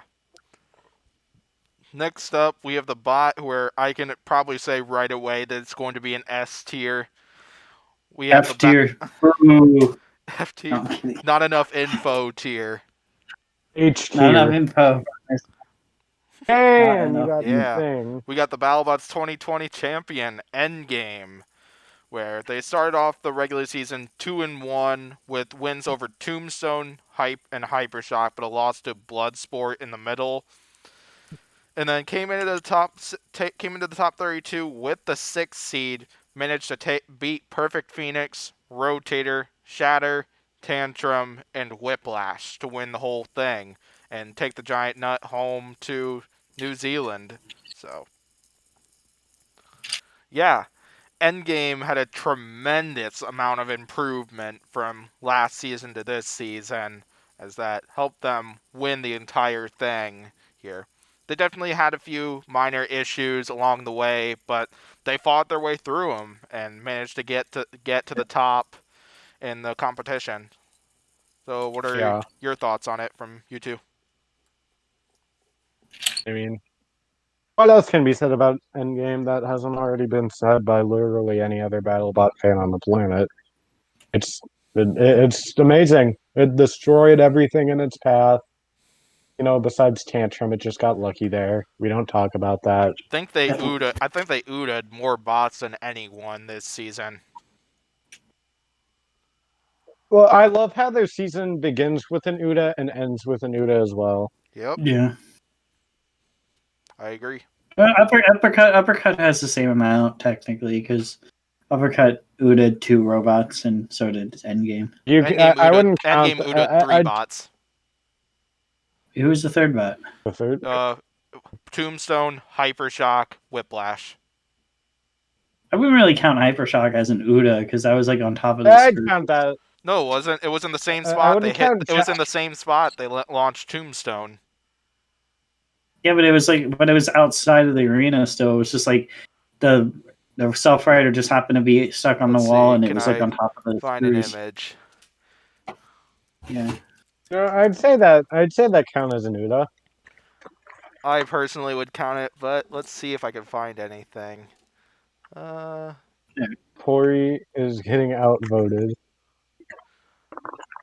So that was a photo of it up there Oh, at the top.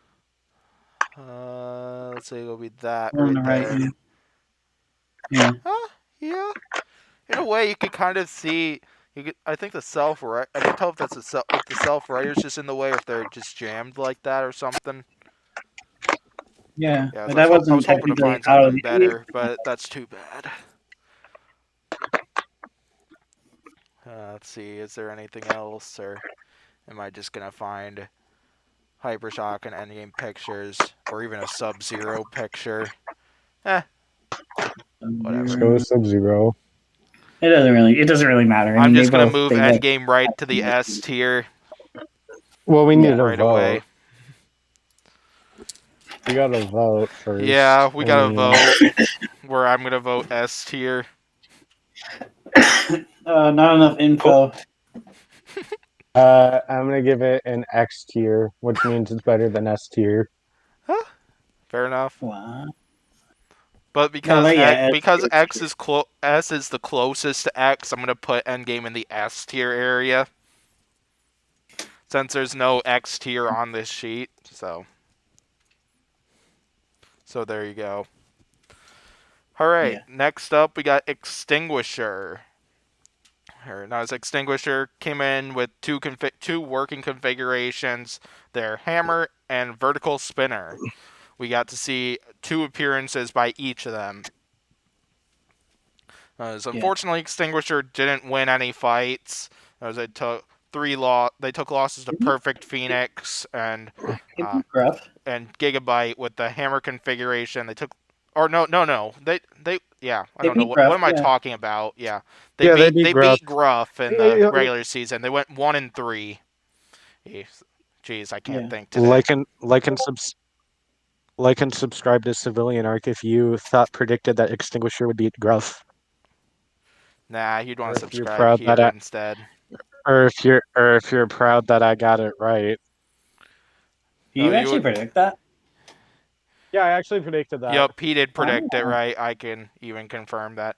But then like and subscribe here if you supported me picking Bloodsport over Endgame. Me and Pory picked Ribbot over Vita. Yeah, that's true. And We did. Scorpius over Tombstone. Yep, he did predict that too. Yeah, we did. Pory and I predicted Ribbot over Uppercut. I Uh, predicted Tantrum over Sawblaze.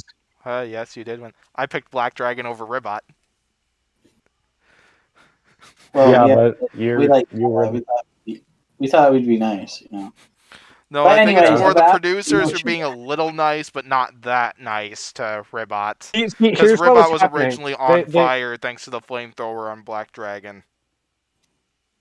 no, I know what was happening. So they noticed you called them out for jinxing me because of Copperhead. So they decided to jinx Pory out on it and make Ribbot lose. No, they jinxed Yeah. you, Civilian Art, because you were the one commenting most that Ribbot was going to win that battle. So you're the one who jinxed it. I jinxed it for Pory. Yep. You jinxed it for Yeah. Pory, and then you jinxed Black Dragon in the Black Dragon and Whiplash battle. Can't have nothing. Yeah. We can't have nothing thanks to Well, Civilian. Can't have nothing here. Nothing. Hate it. The idea is whoever your predicted champion for next season is, make sure it's not the same thing as Civilian Arc.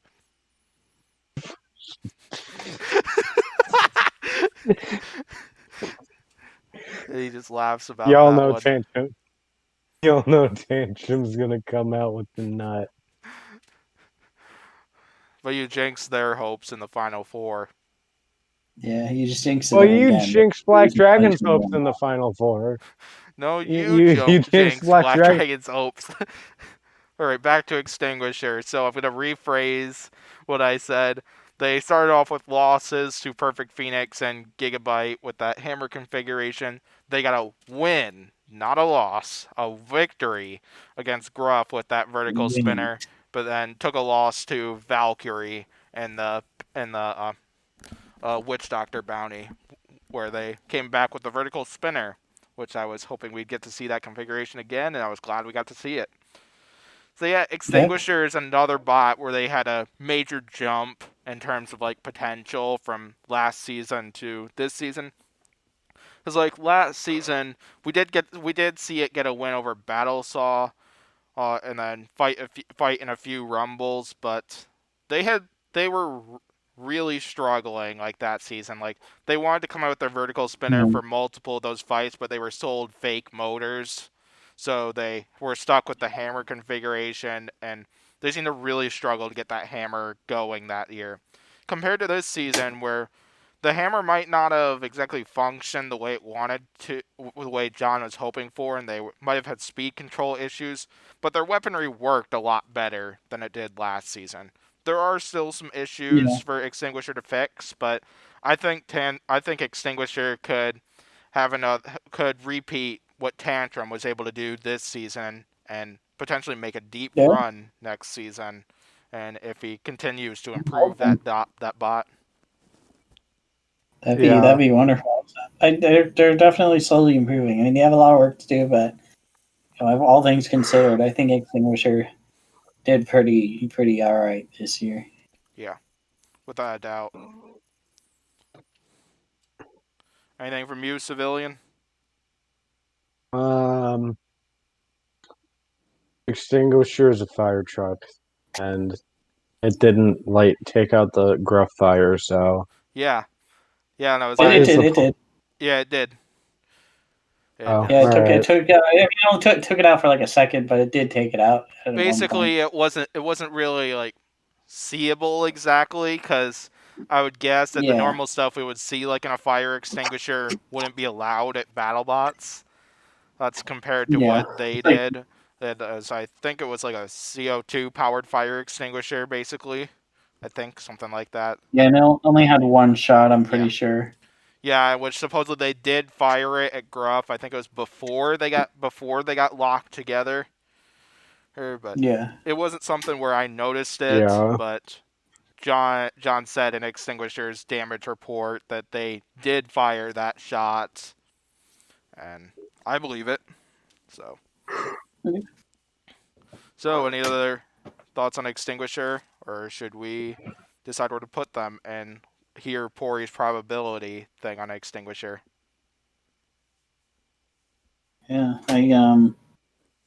I'm not sure if they'll get accepted. I hope they do because they're a fire truck and I like Extinguisher a lot. But I am concerned that they'll get overshadowed by other entries that could potentially do a bit more in battle. Yeah, very possible. Yeah, I feel like they would get in just knowing that BattleBots endorsed the idea of their fire extinguisher we saw against Gruff, but like what Pory Yeah. said, it's possible that they might not get accepted due to like getting overshadowed by other teams. So, should we vote now? Yeah. Yeah. I think I'm probably gonna go D tier for this one. I want to say C, but I'm probably gonna go with that. I'm gonna go with D also. I think that's a Yeah. good spot for Extinguisher to be.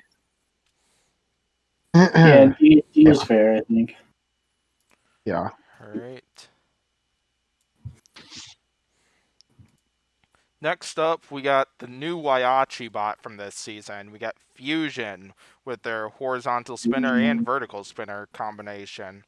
So Fusion started off the season with a loss to Mad Catter, where they ended up exploding, kind of.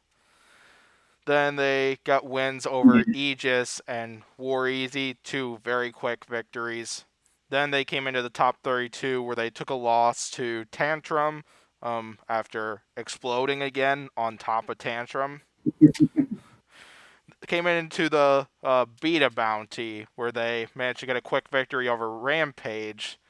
Then they came into the battle with Lockjaw where once again they exploded. So Let's go. Fusion, it might have exploded 3 times, but it was a fun bot to watch, and it was great to see. I don't think we've really seen like a effective vertical and horizontal spinner or like bot like throughout past seasons, and like I don't think we've the ever had spin, one. the motor, the electronics might not have been able to handle it for very long, but the horizontal and vertical spinner both worked quite well. They were able to cause quite a bit of damage. Like it was still fun to watch. Yeah. Yeah. Yeah, definitely. So yeah, thoughts on Fusion? Well, for one, I'm very glad I got my Fusion seems overrated prediction correct. All that hype. That's my prediction too. Yeah, Like as a lot I of was one of the people who kind of thought they were a little overranked in the top 32, but no, I think like before the season started, there people were giving Fusion too much attention. Like, Yeah, people were saying like, "Oh, Fusion's going to be the champ," and I'm like, I don't think so. I think it's going to have. I did. It did do better than I kind of anticipated because I anticipated it to be like the next Falcon, pretty much. But they did prove me uh, wrong with that. But I thought it'd do slightly better than like Warrior Clan did, but and which it did do it did. Yeah. slightly.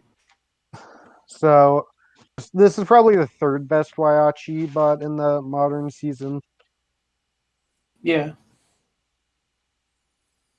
It has potential. It could be. It could go further. If they Yeah. fix the blowing up thing. Yep, I agree.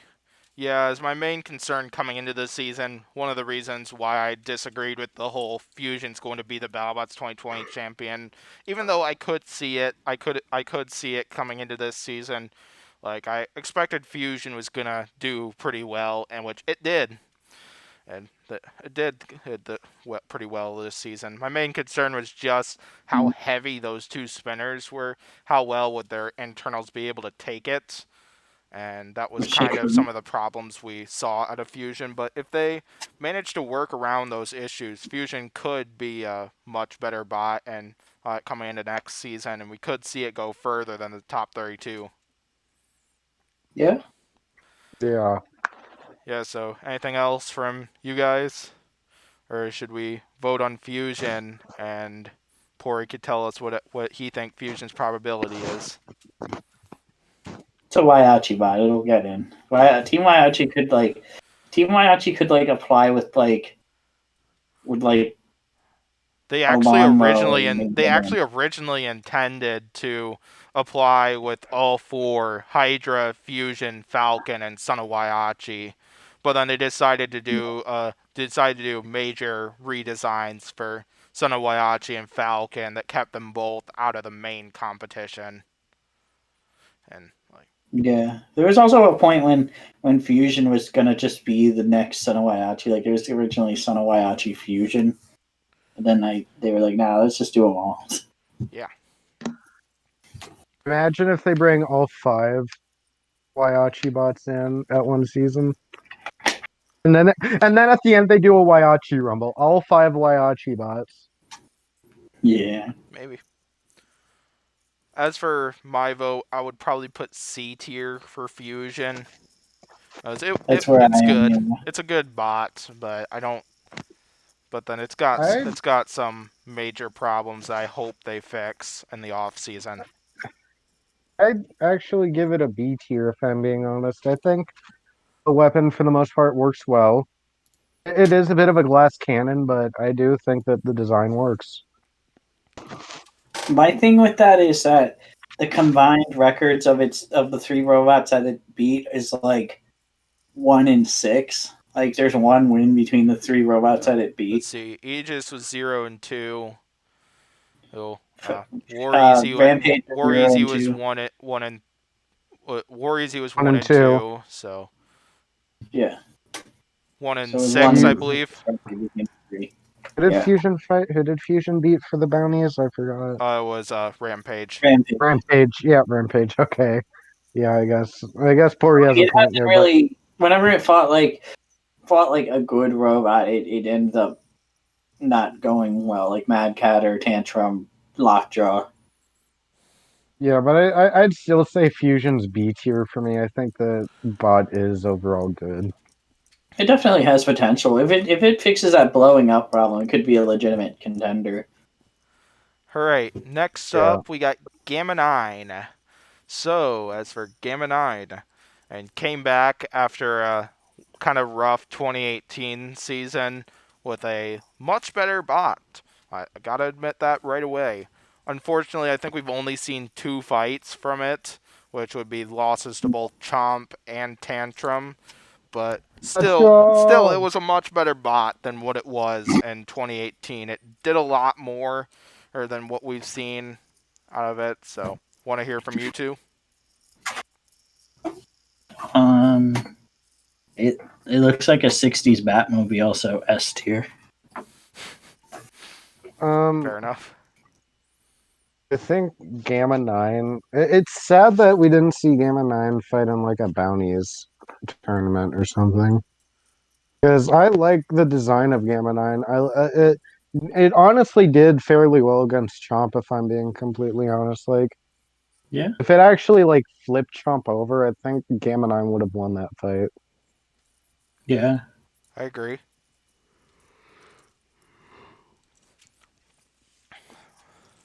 So yeah, I like Gamma 9. It's a cool robot. I mean, it's one of the only robots in the field that has like that feel. Like you look at it and it reminds you of a Comedy Central era robot. since that's where he came from. Like he's one of the OGs of Battlebots.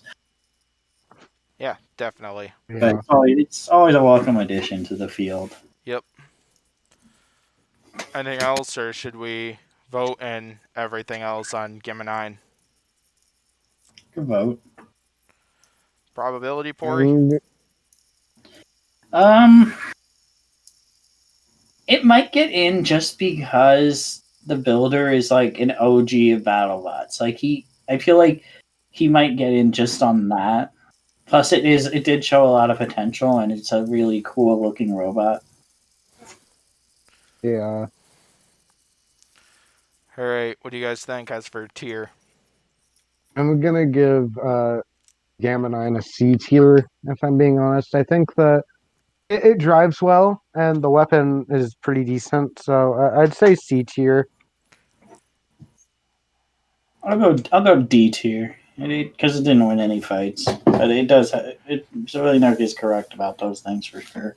I'm gonna support Civilian Arc, and I'm gonna put C tier for that one. I like what Let's Gamma 9 go! was able to do against Chomp, for that one. So Gamma 9's definitely a decent design. It might not have won a battle, but I personally support a lot of the stuff it was able to do. Yeah. Alright, next Yeah. up we got the one cluster bot this season, not counting like all the mini bots we saw this season. We got Gemini, where as of what we know, they had that loss against Uppercut, and then they had the loss against Gruff. I don't know if there's any others, Pory, that I'm missing, or Civilian. It only had 2 fights. Yeah. Yeah. Isn't it kind of sad that this is like the best multi-bot team of BattleBots? Yeah. I mean, there was only it's only been 2. So You ever wish that like freaking Crash and Burn would finally apply to BattleBots? I mean, Robo they got games? in initially last year. They You just couldn't did? make it from Canada. Yeah, hack and slash. Yeah, God damn it. yeah. I mean, they might apply. I'm sure they're going to apply again this year. But yeah, they have They need It's to. actually a modular multi-bot where called hack and slash, which is like a sort of like a Knights theme sort of Yeah. thing, and they're like held together by like a chain, and like they can like alternate. Like there's like a lifter one. There's like an undercutter. Like there's a few different other formations that they can do between them. Like it's a modular multi-bot, Yep. and it's the Crash and Burn guys. Yeah. It sounds With reasonably accurate from what they were saying before they dropped out from this season. I also wish that one team from that one multi-bot team that made the semifinals in King of Bots season 1 went into Jeez, I keep BattleBots. forgetting that bot's name. I think it's like Thunder. Thunder and Lightning or something. Yes, that sounds right, actually. Yeah, Thunder and Lightning. It's just like a dad and his son, and they just showed up. They're just like chilling, and then they make the semifinals. Yep. Exactly. So. Lose to one of the only losses to the best horizontal spinner ever. So yeah, thoughts on Gemini? They didn't get the shine. Like they had this whole new design, and it looked like it had a lot of potential, and then they just happened to fight Uppercut first. Yeah. Yeah, that's pretty rough for them. Like they couldn't recover from that, and it's just kind of sad. Definitely. Yeah, they shouldn't have been drawn. They shouldn't have drawn Uppercut for their first fight because Uppercut was a top 16 bot at that point, and Gemini was not even on the bubble ever. Yeah.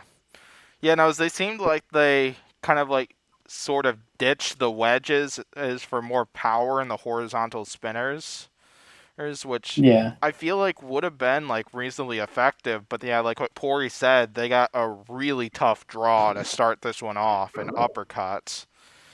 And then they came into the battle with Gruff with just one bot. Yeah. Like it was a I tough think the other season one for Gemini, destroying the especially in a Uppercut. season where Chris commented that this could be the season determining Gemini's future in the sport. Yeah. Or so yeah, I anything miss else Gem. on Gemini, or should we vote? I have something to say about Gemini. What you got? The Yeah. Robot Wars Gemini. I miss them. I want them to compete in Robot Wars whenever Robot Wars comes back. Yeah. That's a pretty good multi-bot team. Yeah. Yeah. What do you got, Pory? Um. Or just go with their F. probability then, unless if Oh, you the had something. probability. No, I don't have anything. I I don't know because they never were really a showy bot, but they are a reliable multi-bot team that shows up, and the fact that they've been around since season 2 might kind of have them, I guess you could say, grandfathered in a way that they might just get Yeah. accepted. But they might also get phased out in favor of Hack and Slash and Jaeger if they show up. That is, if those two show up. But yeah, I think they'll get in. Yeah, I feel like they would get in just because like it's like a veteran design. I shouldn't really say veteran team because Gemini was run by a different team this year, or I think, and It still had some of the same yeah, people. a few of the same Yeah. people, but yeah, you kind of get the idea of what Different I'm trying drivers. to say. Different drivers. Yeah, but yeah, Gemini is like a veteran design to the sport. Like it's been around. It's competed every season since 2016. So I feel like they Yeah. would bring Gemini back, but I'm not 100% sure on that. Or even if Gemini is gonna like apply for next season, and because Yeah, they might just yeah there could be not come back. uncertainties about that. Yeah. Yeah. Any other thoughts, or should we vote on Gemini? I'm ready to vote on Gemini. Like I'm gonna vote D tier here, just in spite of the fact that Gemini just didn't get much of a chance this season. I'd say D tier as well. I'd say that's because, like, in order to be F tier, in my opinion, you have to be like really crappy. Like, you can't do much in general. Gemini can at least move. Their weapons seem to be working. Everything's They gave Gruff a reasonable run for its money. Yeah. So I'd say Gemini is like a mid D tier. I was gonna go F, but D is cool. Next up, we got Ghost Raptor. Chuck Pitzer returns back to Battlebots after taking a few seasons off, as his last time in Battlebots was in 2016, where yeah he got roughed up by Son of Waiachi, Razorback, and then a rumble with Stinger and Lockjaw as well.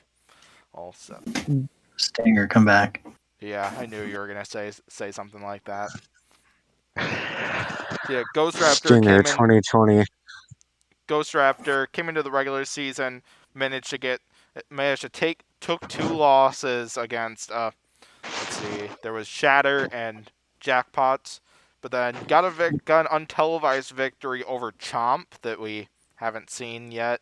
Well, at least as of my knowledge, nobody's seen it yet other than Battlebots team Yeah, people. the only basement fight that's dropped is P1 Chronos. Yeah, and that and then there would be then they competed in the oh Ice crap, it Wave was the Bounty. Ice Wave Bounty, where they got a win over Deadlift, but then a loss to Hypershock.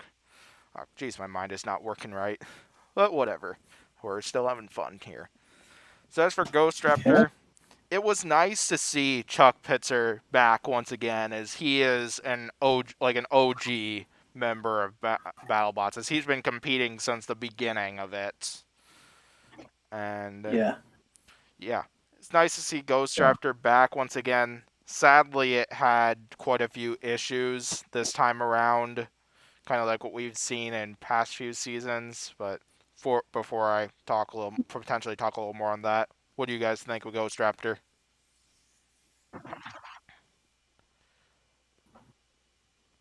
It's Uh, uh yeah. d- uh don't you just this isn't about its 2020 season, but it's about their 2016 season. Don't you just love how their first two losses are like completely different from each other? Like Yeah, Ghost Raptor gets murdered by Son of Waiachi, but then it just gets like utterly controlled by Razorback. Yeah. agreed. What do you got, Pory? Ghost Raptor is a cool robot. It's an interesting design, but I do feel it's a little too ambitious. I feel like they should either go with the lifter or go with the horizontal. I feel like doing both is just going to be bad for them in the future because it's just too complicated, and as a Like result, it's more fragile. they did well with their lifter. I mean, in 2015. No, I'm saying if they did one or the other, like if they Yeah, did I know, I know. like if they did like a heavyweight like Gamma Raptor or something, like that could potentially do Right. well. Yeah, Yeah. I would kind of agree. Now, as I do think Ghost Raptor would do better if they just went with one of those two weapons. Just knowing the design of Ghost Raptor, it's a little complicated in terms of like the non-weapon areas. Like makes it a little harder to like distribute weight on that thing. Like I do agree that Ghost Raptor would probably be better off with one of those two weapons, but I'm not sure Yeah, exactly Yeah. how well that would work. Just knowing that that technically doesn't exactly make it Ghost Raptor. As Ghost Raptor's been well known ever since it first competed in 2015 for having both the spinner and the lifter, or It which, also might give them a lower chance of like being accepted in if they don't they'll go with get in. like dual. They're semifinalists. They're good. They'll get in. yep. Anything else on Ghost Raptor, or should we vote since we already heard Pory's probability thing? Yeah, we can vote if you want. Sure. uh, Yeah. I will probably pick D tier for Ghost Raptor. Yeah, I think D is fair for Ghost Raptor. D's about where I am. Yeah.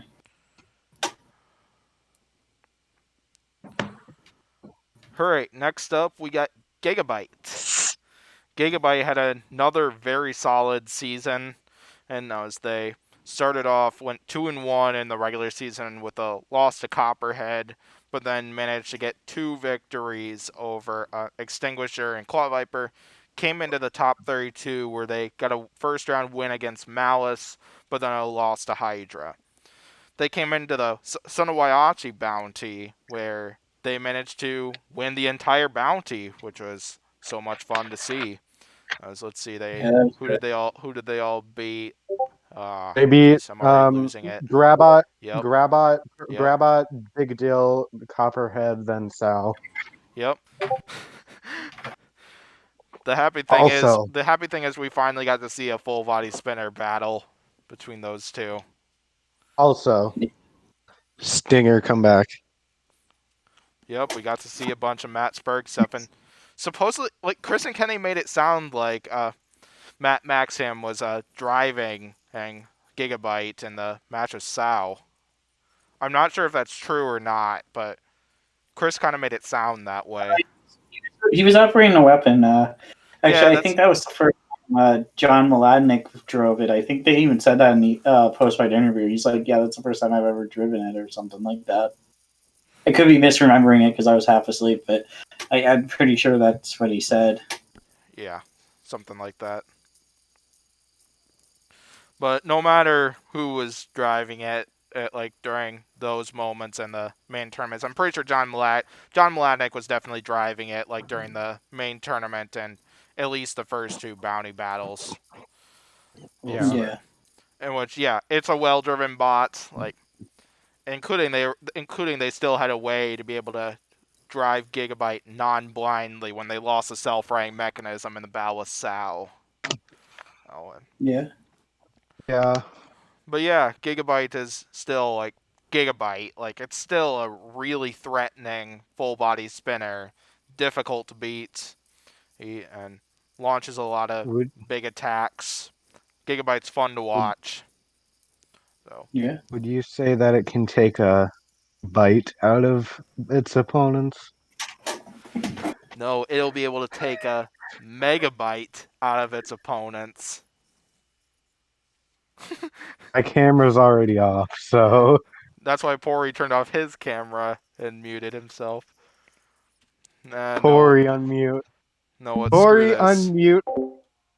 Pory, guys. Pory unmute, or I'll put Ribbot in B tier. Hello. Hi, Pory. Okay, we're hosts of the podcast now. Yeah, it's our We're podcast. Welcome Yeah. to Civilian Arc Talks Battlebots. Yeah. Joining me I'm in this taking one, we got over. Pory Nog. And We're then gonna here we impeach. have an We're gonna intruder. impeach Civilian Arc. Hey, what the hell?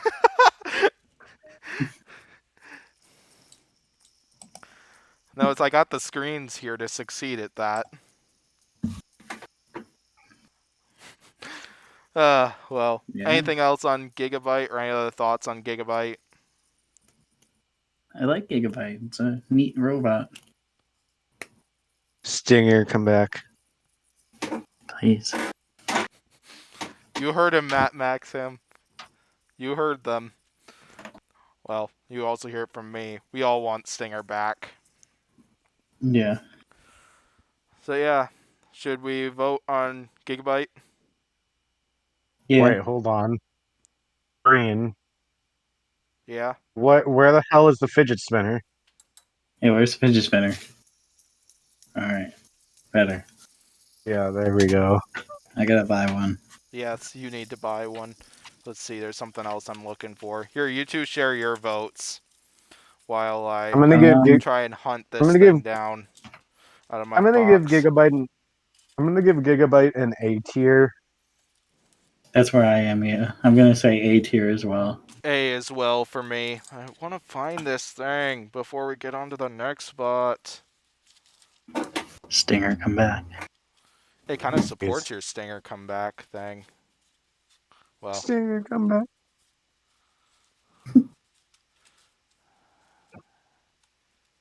is this it right here? Yes. Here we go. You want Stinger? Here we go. Stinger. Ooh. Let's go. Stinger. Stinger. Stinger.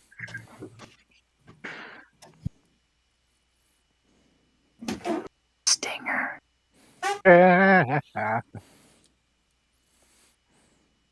One of my favorite fights of 2015. That was my Yeah, that's favorite like fight of that's definitely 2015. the best fight, And yeah. that one. Ooh. Thanks That for was a decent sending me one. all that stuff of Matt Maxham.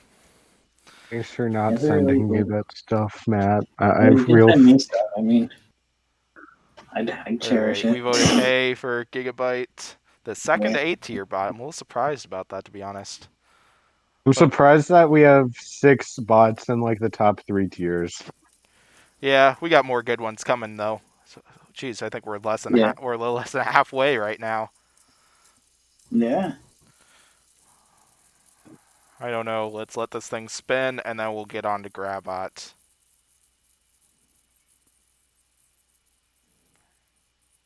Can Grabot grab a bot? Pre-April Fool's Day prank, spinning it again. No. Because, sorry, this fidget spinner is too awesome. I don't know. Grabot couldn't even grab like a cinder block. So Then, as think I for have a bot. Grabot, unfortunately went winless with 2 losses in the regular season to Sub-Zero and Beta, and then lost to Gigabyte in the Bounty, where Gigabyte did what the fidget spinner is doing and took off their front wedge. Now Almost killed Pory Pizza can't. with it. Now Pory can't wear a bear costume like you said he would. Yeah, I wish he could. Yeah, sorry. I have it, and I have it. I just, I think I moved it already anyway. So. So, thoughts on Grabot?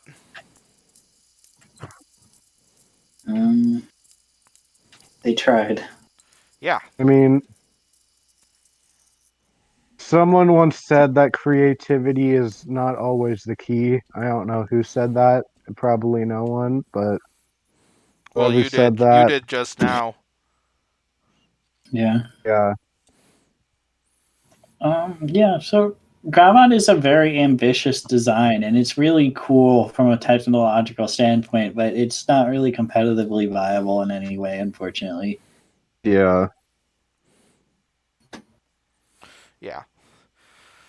So yeah, Grabot definitely seemed to be having some issues like throughout the season. Like they seem to really only have drive on one side. I know at least for the beta and the Gigabyte fight that was the case. Sub-Zero, or at least part of it as well.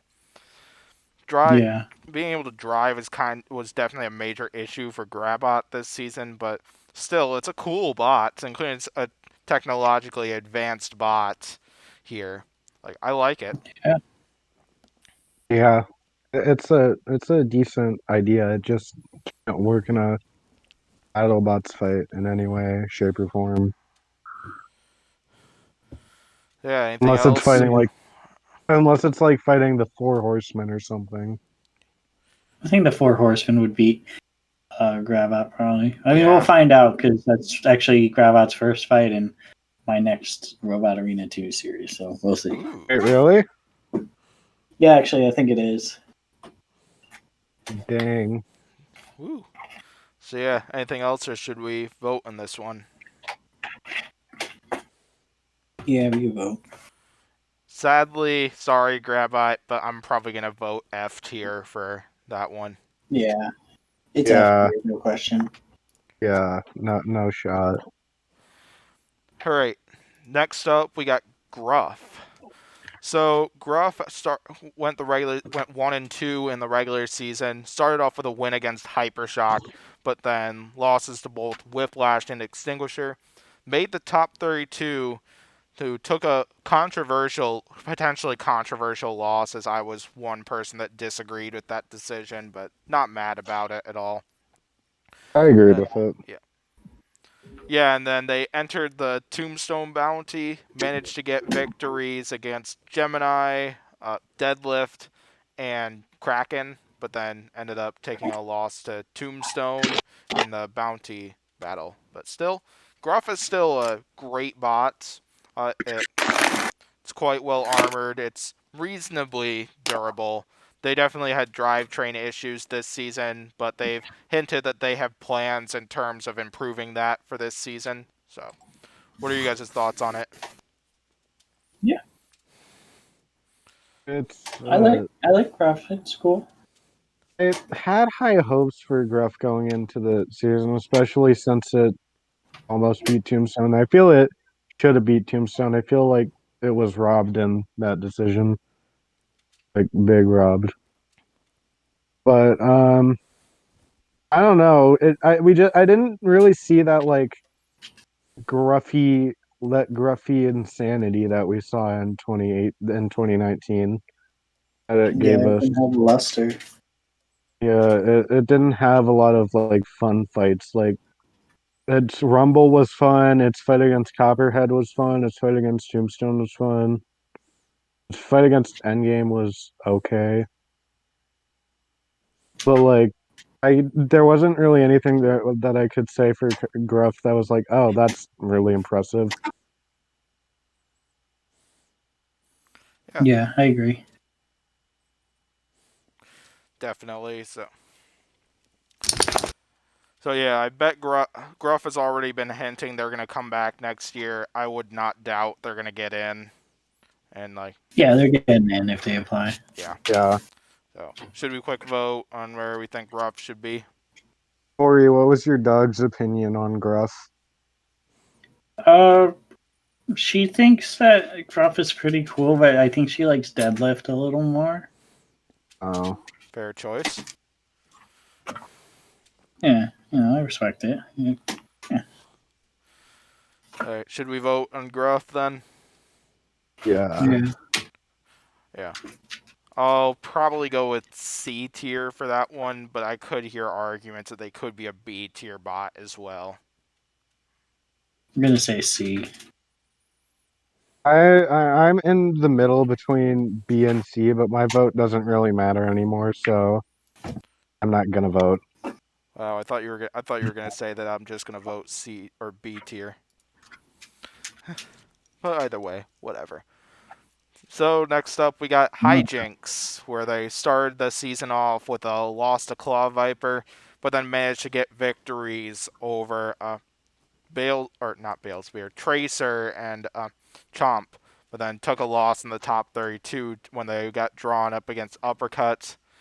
Then they came into the Beta Bounty, got a win over Slammo, but then lost to Bloodsport. Hijinks is another like newcomer bot that had a great season, a great newcomer season, and in my opinion, the bot may have had some drive problems throughout it, but the horizontal spinner was quite powerful. It was quite reliable. Oh, and Jen had a great season. Yeah, So yeah, it's a other good Yeah. thoughts? robot. Other thoughts from you two? It's pretty. It's Uh, a very pretty color scheme. It's a very good robot. I like undercutters. Sadly, this wasn't as like potent as like the as Valkyrie is, unfortunately. But like, it still has potential. I mean, its main problem is like its spin up time because its spin up time is a bit slow. It's not like unbelievably slow. Like it's never gonna spin up ever, but like it's like like 15 second spin up time or something like that. But it's still a good bot that can get some good hits in. Yep. Mm-hmm. So yeah, any thoughts on hijinks? Uh, Yeah. I bet we'll be seeing hijinks again next season as I like the design and I think it had a great rookie season. Yeah. I mean, I yeah. think any robot that made the top 32 is gonna get in if they apply. So yeah, should we vote on hijinks then? Yeah. Yeah. Here, I'll let one of you guys start off this time. Um, gonna go with a C tier. C is for hijinks. Green, you want to go? I'm gonna believe it or not, I'm actually gonna pick B tier for hijinks. Wow. This is another one where I have no idea where to put hijinks. Could do a coin On one flip or hand, something. no, I'm not doing a coin flip. Coin On one flip. on one hand, Here, I could spin the fidget spinner. There's there's one tooth on the fidget spinner with an EM on it. There's one side of it with an AB. o- Should I see okay, whichever one points towards the camera? if you all guess which bot is my favorite, if one of you guess which bot is my favorite between Yeti, Witch Doctor, and Endgame, I'll give the Endgame. Endgame. green. What's your vote? I feel like Endgame. I'm gonna pick Yeti. Okay, B tier it is. Wow. I honestly was not confident with my Wow. answer, to be honest. Hijinks gets a B tier. Alright, next up we got Huge. Huge had a really rough start to their season. Started off with a loss to Mammoth, and then took a loss in a controversial decision against Hydra, bounced back and got a win over Kraken, and made it to the top 32, where they unfortunately lost to Whiplash for the second time in 2 seasons. But then they Yeah. entered the Witch Doctor Bounty, where it's hoping we'd get to see a Witch Doctor and Huge matchup. But then we saw them beat Slapbox, but then they didn't get past Malice, which I'm of course happy that Malice made it across too, because Malice and Witch Doctor fight would have also been awesome. Oh yeah, I Yeah, agree. yeah, that was the correct decision. Also, Yeah, I agreed with that decision as well. So yeah, what Yeah. are you guys' thoughts on Huge? Okay. I have a theory about Huge. I think this might be the beginning of the end for it. I think a lot of bots are learning how to counter Huge now. Like Hmm. Hydra's cowcatcher, between Hydra's cowcatcher, Mammoth's lifting configuration against Huge, and Malice's like OP drive tactics against them. As well, I think a lot of Whiplash taking off a lot of the rubber on Huge's wheels as well. that also as well. I think a lot of people are learning how to take Huge out, and I Hmm. think next season will be like the season where it all goes down for Huge. Like I think next season will be Huge's worst season. I could see that, I guess.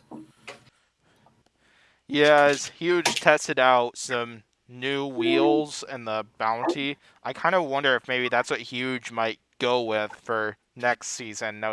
Those wheels seem to provide Huge a lot of traction. They seem to be having some issues with it, like reduce the potential of having problems like that. But yeah, like Civilian said, teams are definitely exposing like how to beat Huge, like how to handle it, and we could see a bunch of other teams coming in with similar configurations or similar tactics that some of the teams that defeated Huge came with for this season. And so yeah, lots to work out. So yeah, Yeah, Yeah, I agree. anything else from you guys, or should we vote on Huge? yeah, I'm ready to vote for Huge. Yeah, I'm ready. I'm probably gonna pick B tier for Huge. Yeah, that's where I'm at. I was gonna go C, but yeah.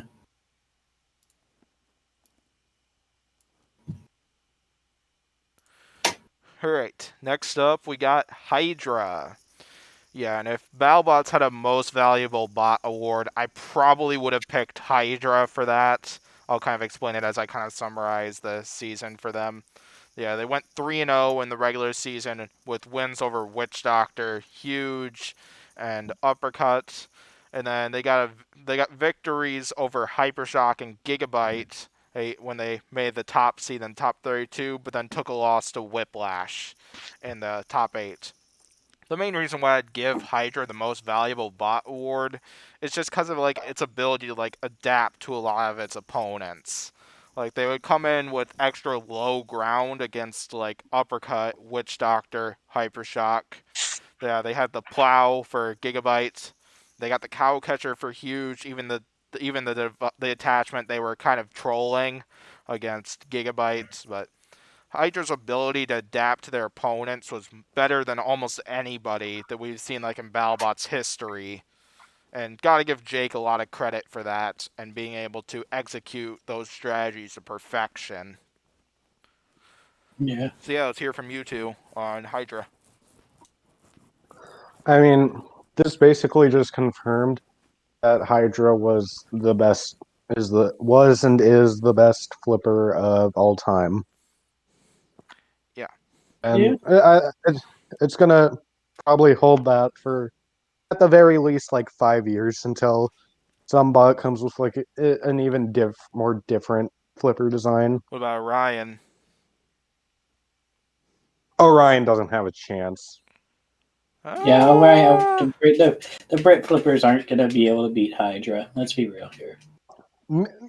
The only bot I can see maybe beating Hydra that's from Britain is Eruption, but that's about it. I don't even think Eruption could do it. I think it's a slim chance, but I don't think it's a big chance. yeah, I think out of all the I would want to see Orion and Hydra just see how well that would go. I'm looking forward to Orion, and I let me hope put it Orion is able to make it to BattleBots. That's for let me put it in another way. I think out of all the Robot Wars flippers, Eruption has the best chance to beat Hydra. yeah, I would agree with that. Because Eruption's probably the better driver, but yeah. So yeah, Anything else on Hydra, or should we vote on there? I'm I think ready they to might give. get in if they apply. They might. They might. They might get in. Are you talking about Hydra? Yeah. Yeah, I feel like Hydra's got a 99.9% chance to get in if we're being Yeah, real. they're definitely getting in. They're super popular and they made the quarterfinals. They're getting in. Yeah. So, what do you guys got for your vote on Hydra? I got S tier. A tier. S for me as well. Ooh, let's fucking go. S tier gang. Alright, next up we got Hypershock. And their vertical spinner, Will Bales, returning once again after having a pretty good season in 2019. Started off the season with a loss to Gruff, bounced back and got a victory over Mammoth, ended up taking a quick loss to Endgame, made the top 32 as the 32 seed, unfortunately fell to Hydra in the first round. So then they returned to the Ice Wave Bounty. He fought there, managed to get wins over Sporkanock and Ghost Raptor, but then fell to Scorpios in the next battle. Yeah, Hypershock, I'm not sure exactly what to say about that design, like, compared to last season. Like, on one hand, I feel like the design may have been, like, better than last season, but on the other hand, it didn't really seem to do as well as it has in past seasons, so. What are you guys' thoughts on Hypershock? It's a coin. The coin flip is what determines if Hypershock's going to do well in the fight or not. I think. Yeah.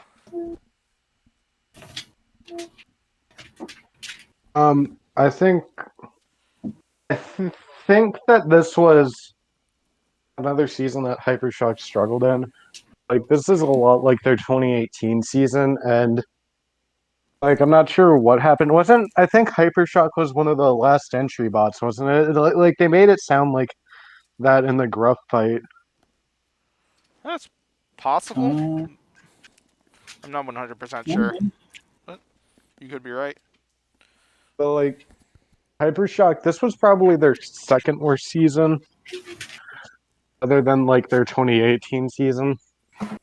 Yeah. Possible. He- And like this was a kind of big downfall from their like 2019 season on like how they almost beat Bite Force, almost beat Huge, almost like they did really good in 2019. Like if they were a bit more reliable, I'd say they could have been the 2019 champions in my opinion. Yeah. But In my opinion, I think they should drop the self-righting mechanism for next season. No, it's yeah. yeah, the only Upside down. time their self-writers have ever been reliable was in the have really only been reliable have been in the 2016 season. No, as in Yeah. yeah, it's like in 2018 their self-right mechanisms like they were functional, but they didn't help Hypershock self-right. And 2019 the self-rider worked at first and worked until they got roughed up by Bite Force, and the self-rider didn't work at all in fights following that. And then in 2020 they never got the self-rider functional. Oh, so Yeah. I think they yeah, should ditch the self-righting mechanism because for one, they can drive upside down even though they're on two wheels. Like it's still mobility. And Hypershock was able to still continue to land hits on Breaker Box when they got flipped over in that one. So yeah. Mm-hmm. yeah, should we vote on this one, or you guys got anything else? Good vote. I'm ready to vote. I'm gonna give Hypershock a C tier. Yeah. I'm at C tier as well. I'm probably gonna support that. So many C tiers and D tiers. Yeah.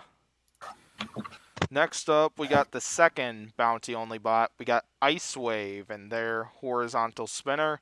Ice Wave's one battle ended up being against Scorpios, where they ended up getting dismantled. in that one. Not as badly as it was as they were when they fought Rotator, but still. So might as well just hear from you two right away, as I don't have a lot to say about this one. First of all, I'm sad that that Scorpios Ice Wave fight wasn't as good as the first one because I consider Scorpios versus Ice Wave to be at least in the top 5 best main events of BattleBots, Yeah, it was a in my good fight. opinion. Yeah, So I'm sad that we didn't get like anything like really amazing there. Mm, that's I'm too also bad. sad because Ice Wave is Ice Wave, and I love Ice Wave. As yeah. do I. So you got anything, Pory? Um, I like Ice Wave. It's a cool robot.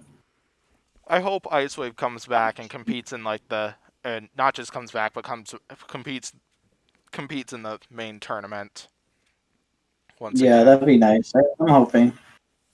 And I think of the three only. I think out of the three bounty only hit bots, Bronco, Ice Wave, and Sao. I think out of those three, Ice Wave has the best chance of going into the next season, in my opinion. Because we know Bronco's retiring, and I don't know what's happening to Sao. I wouldn't say retiring, but I would They're say probably gonna there would be at least redesign it. there would be at least a redesign.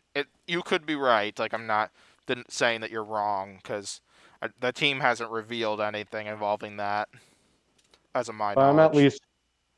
I'm at least 95% sure Ice Wave is not retired yet.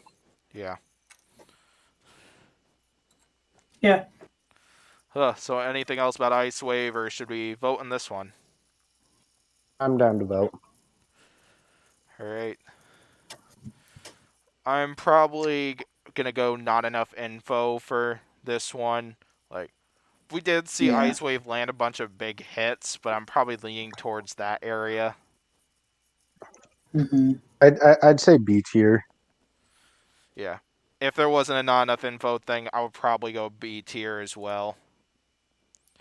I'd probably put C, honestly. Yeah.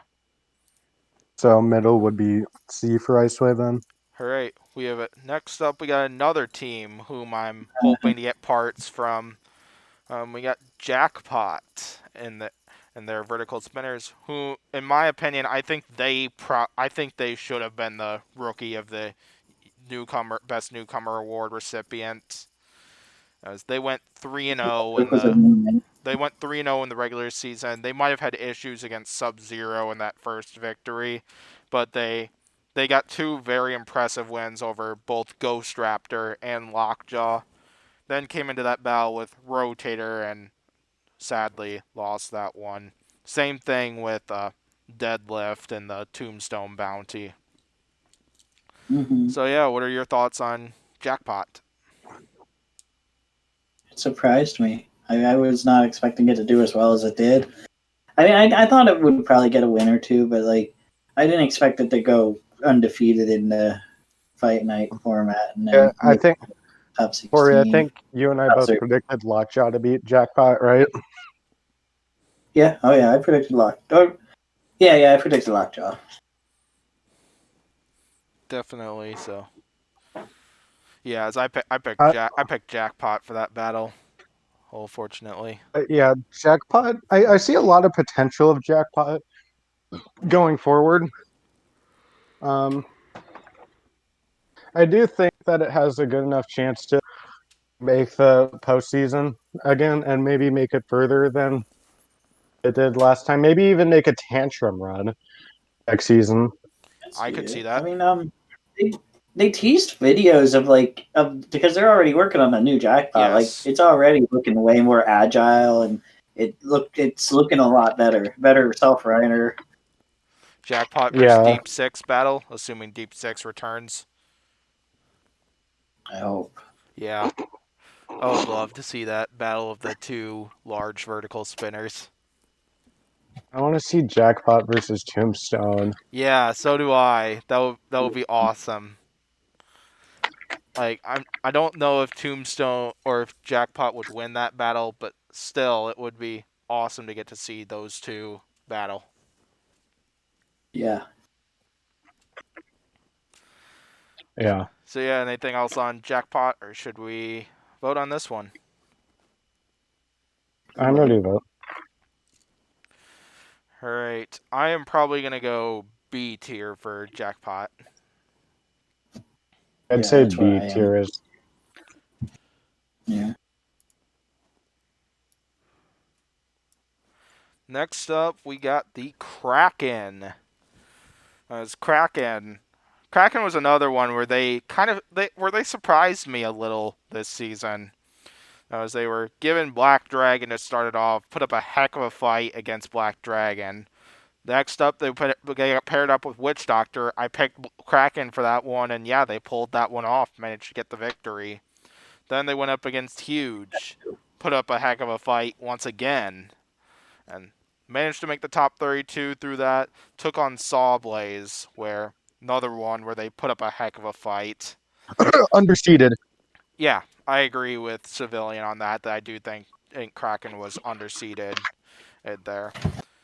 But and then they came into the bounties where they managed to make the final in the Tombstone bounty, getting wins over both Claw Viper and Smee, but then lost to Gruff and what was the coolest looking Kraken coming into that battle, in my opinion.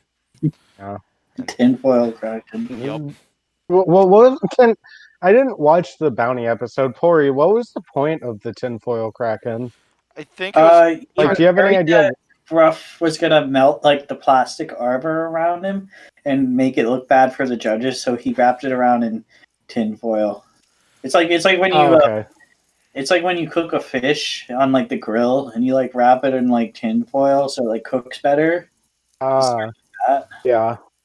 So we could eat Kraken Gotcha. later. Yeah. Nice.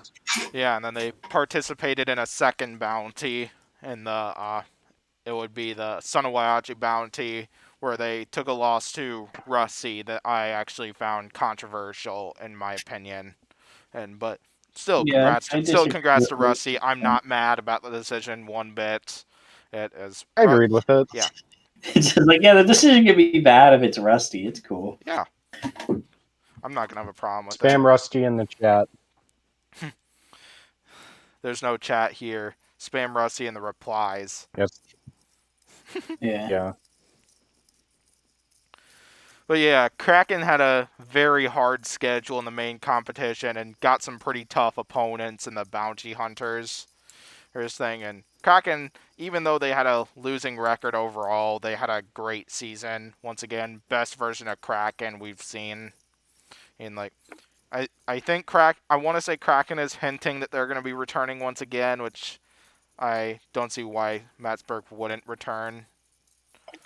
Yeah, I think they applied. I think they posted an application screenshot. Yeah. Yeah, I saw an application some time ago. Yeah. Yeah, they'll definitely. get in. They're good. Anything else on Kraken, or should we vote? I'm down to vote. Yeah. I am going to pick Kraken for this one. Yeah. Oh my gosh, no, it's not predictions. I'm gonna pick Yeah. Kraken too. Yeah. Yeah, I'm gonna go B. I'm gonna go you, B tier for Kraken. you make a sound argument, Green. I'm gonna go Kraken for this one also. Yeah, I'm gonna go Kraken as well. Kraken but I'm tier gonna say as well. I'm gonna say B tier for Kraken though. Hmm. What do you think, Pory? I vote for Kraken. I was gonna say C tier, but B's fine. Ooh. Alright. Next up, we got Lockjaw and their vertical spinner. Here, so Donald Hudson returning once again with Lockjaw. Managed to start the season out strong with victories over Captain Shredderator and Big Dill, but then suffered a loss to Jackpot. And then came into the top 32 where they took a loss to Shatter. After that, they entered the Beta Bounty, where they managed to get wins over Axe Backwards, Fusion, Bloodsport, and eventually Beta, where they came out with the Bounty winnings. Excellent performance by Lockjaw this season, even though they didn't take home the Giant Nut. They did take home some Bounty winnings towards the end of the season, Yeah. which is nice. So, thoughts on Lockjaw this season? Yeah, really good season from Lockjaw. I think they've gotten all their reliability issues fixed after their shatter fight and when they went into the beta bounty because they weren't smoking at all against like Fusion, Bloodsport, or Beta. Like they were perfectly Yeah. fine in all those fights. Yeah, So I which agree. makes me feel that they could go very far in the next season. Yeah. I completely agree with a lot of that stuff. Like, yeah, I hope Lockjaw returns for another season of Battlebots. It's always fun to get to see a legend like Donald Hudson compete in a sport like Battlebots. I mean, Lockjaw's Yeah, I'm probably sure. gonna compete again. Like, I mean, Donald. There's no way Donald Hudson would say no to another BattleBots season. Yeah, I feel like that would probably be his answer, but I don't know him that well. Yeah. Yeah, he should be on the podcast. Yeah, he should be on the Yeah. podcast. I don't know. Remember that one face meme I made? Remember that one face meme I made of Donald Hudson? Oh, yes. Bring that on the podcast. Yeah. Have that as your background civilian. Yeah. Well, anything else involving Lockjaw, or should we vote on this one? Good I have a vote. question to ask you guys. Sure. Mm-hmm. Okay. So me and my girlfriend are having a debate about the six bots that have competed or fought in every single season of the reboot: Bronco, Tombstone, Witch Doctor, Lockjaw, Hypershock, and Captain Shredderator. We were picking out of the six which one has evolved the most. I picked Lockjaw. She picked Witch Doctor. Do you guys think Lockjaw or Witch Doctor evolved the most? Lockjaw. Hypershock. Ooh, Hypershock. Interesting choice. All right. Well, I mean, look at season one Green gave. Hypershock compared to season five Hypershock. Like, Yeah, it's but like completely between different. Lockjaw and Witch Doctor, between Lockjaw and Witch Doctor. Um, it's hard to state. Both evolved a lot. Yeah, Um, both of them have, but I'm gonna pick Lockjaw for that one. Like, yeah, like they adopted from like the control thing that they were originally, went to both a damaging and control machine, which I kind of like out of Yeah. Lockjaw. Oh no, but then of course Witch Doctor has evolved a lot too. Who like can't exclude that. Right. I'm gonna say Yeah. Witch Doctor, honestly, but Lockjaw has evolved a lot. Ooh, still tied. Okay. We need Miles to Here, you want the chime fidget? Miles. You in want the to fidget spinner break the spinning tie. thing? No, we gotta ask Miles. Fair enough. So yeah, should we vote on Lockjaw then? Yeah, Yeah. I'm gonna give Lockjaw a B tier, I'd say.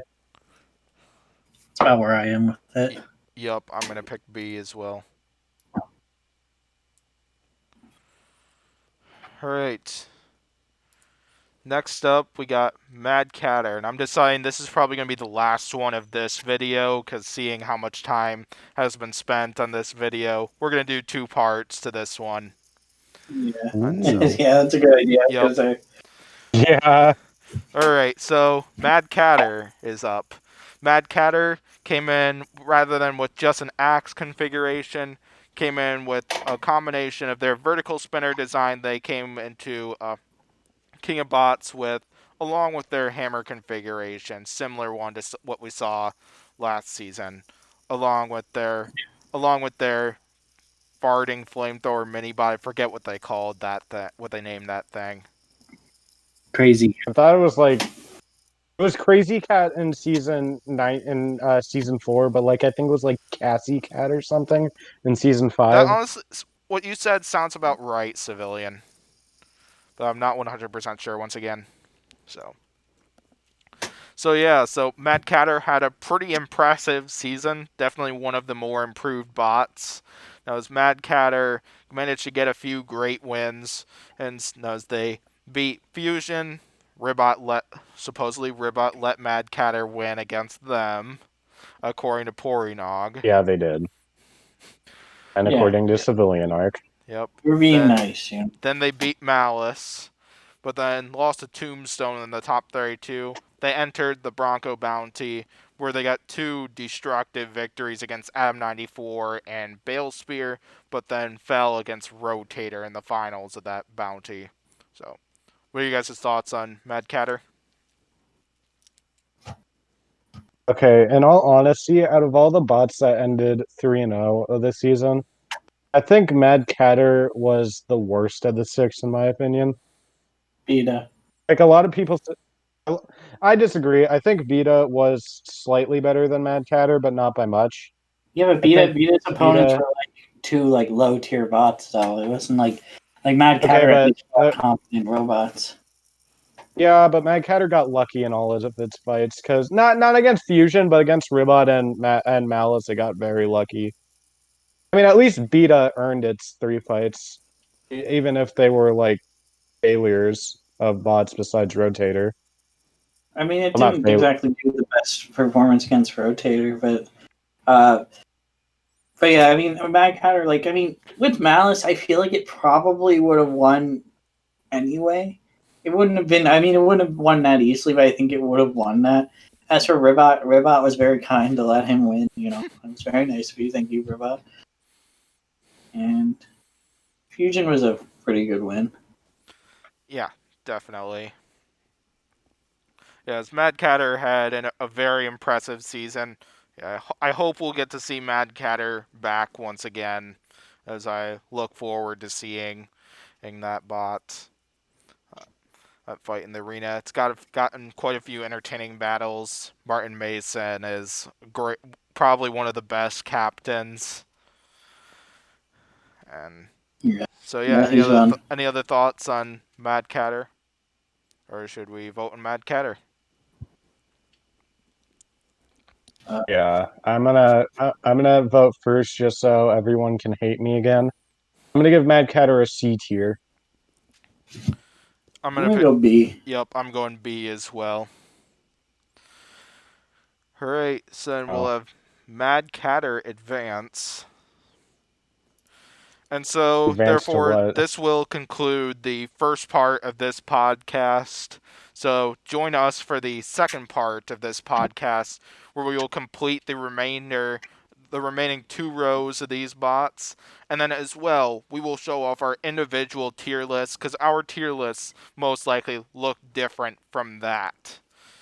So Yeah. we figured at the end of the second part of this podcast, we would spend a few minutes each, pretty much explaining our opinions, because it's fun doing stuff like that. Yeah.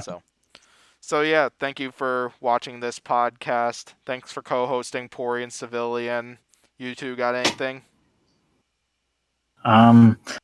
Like and subscribe to In the Green Square on YouTube.com. Yeah, do that. Here's my last words.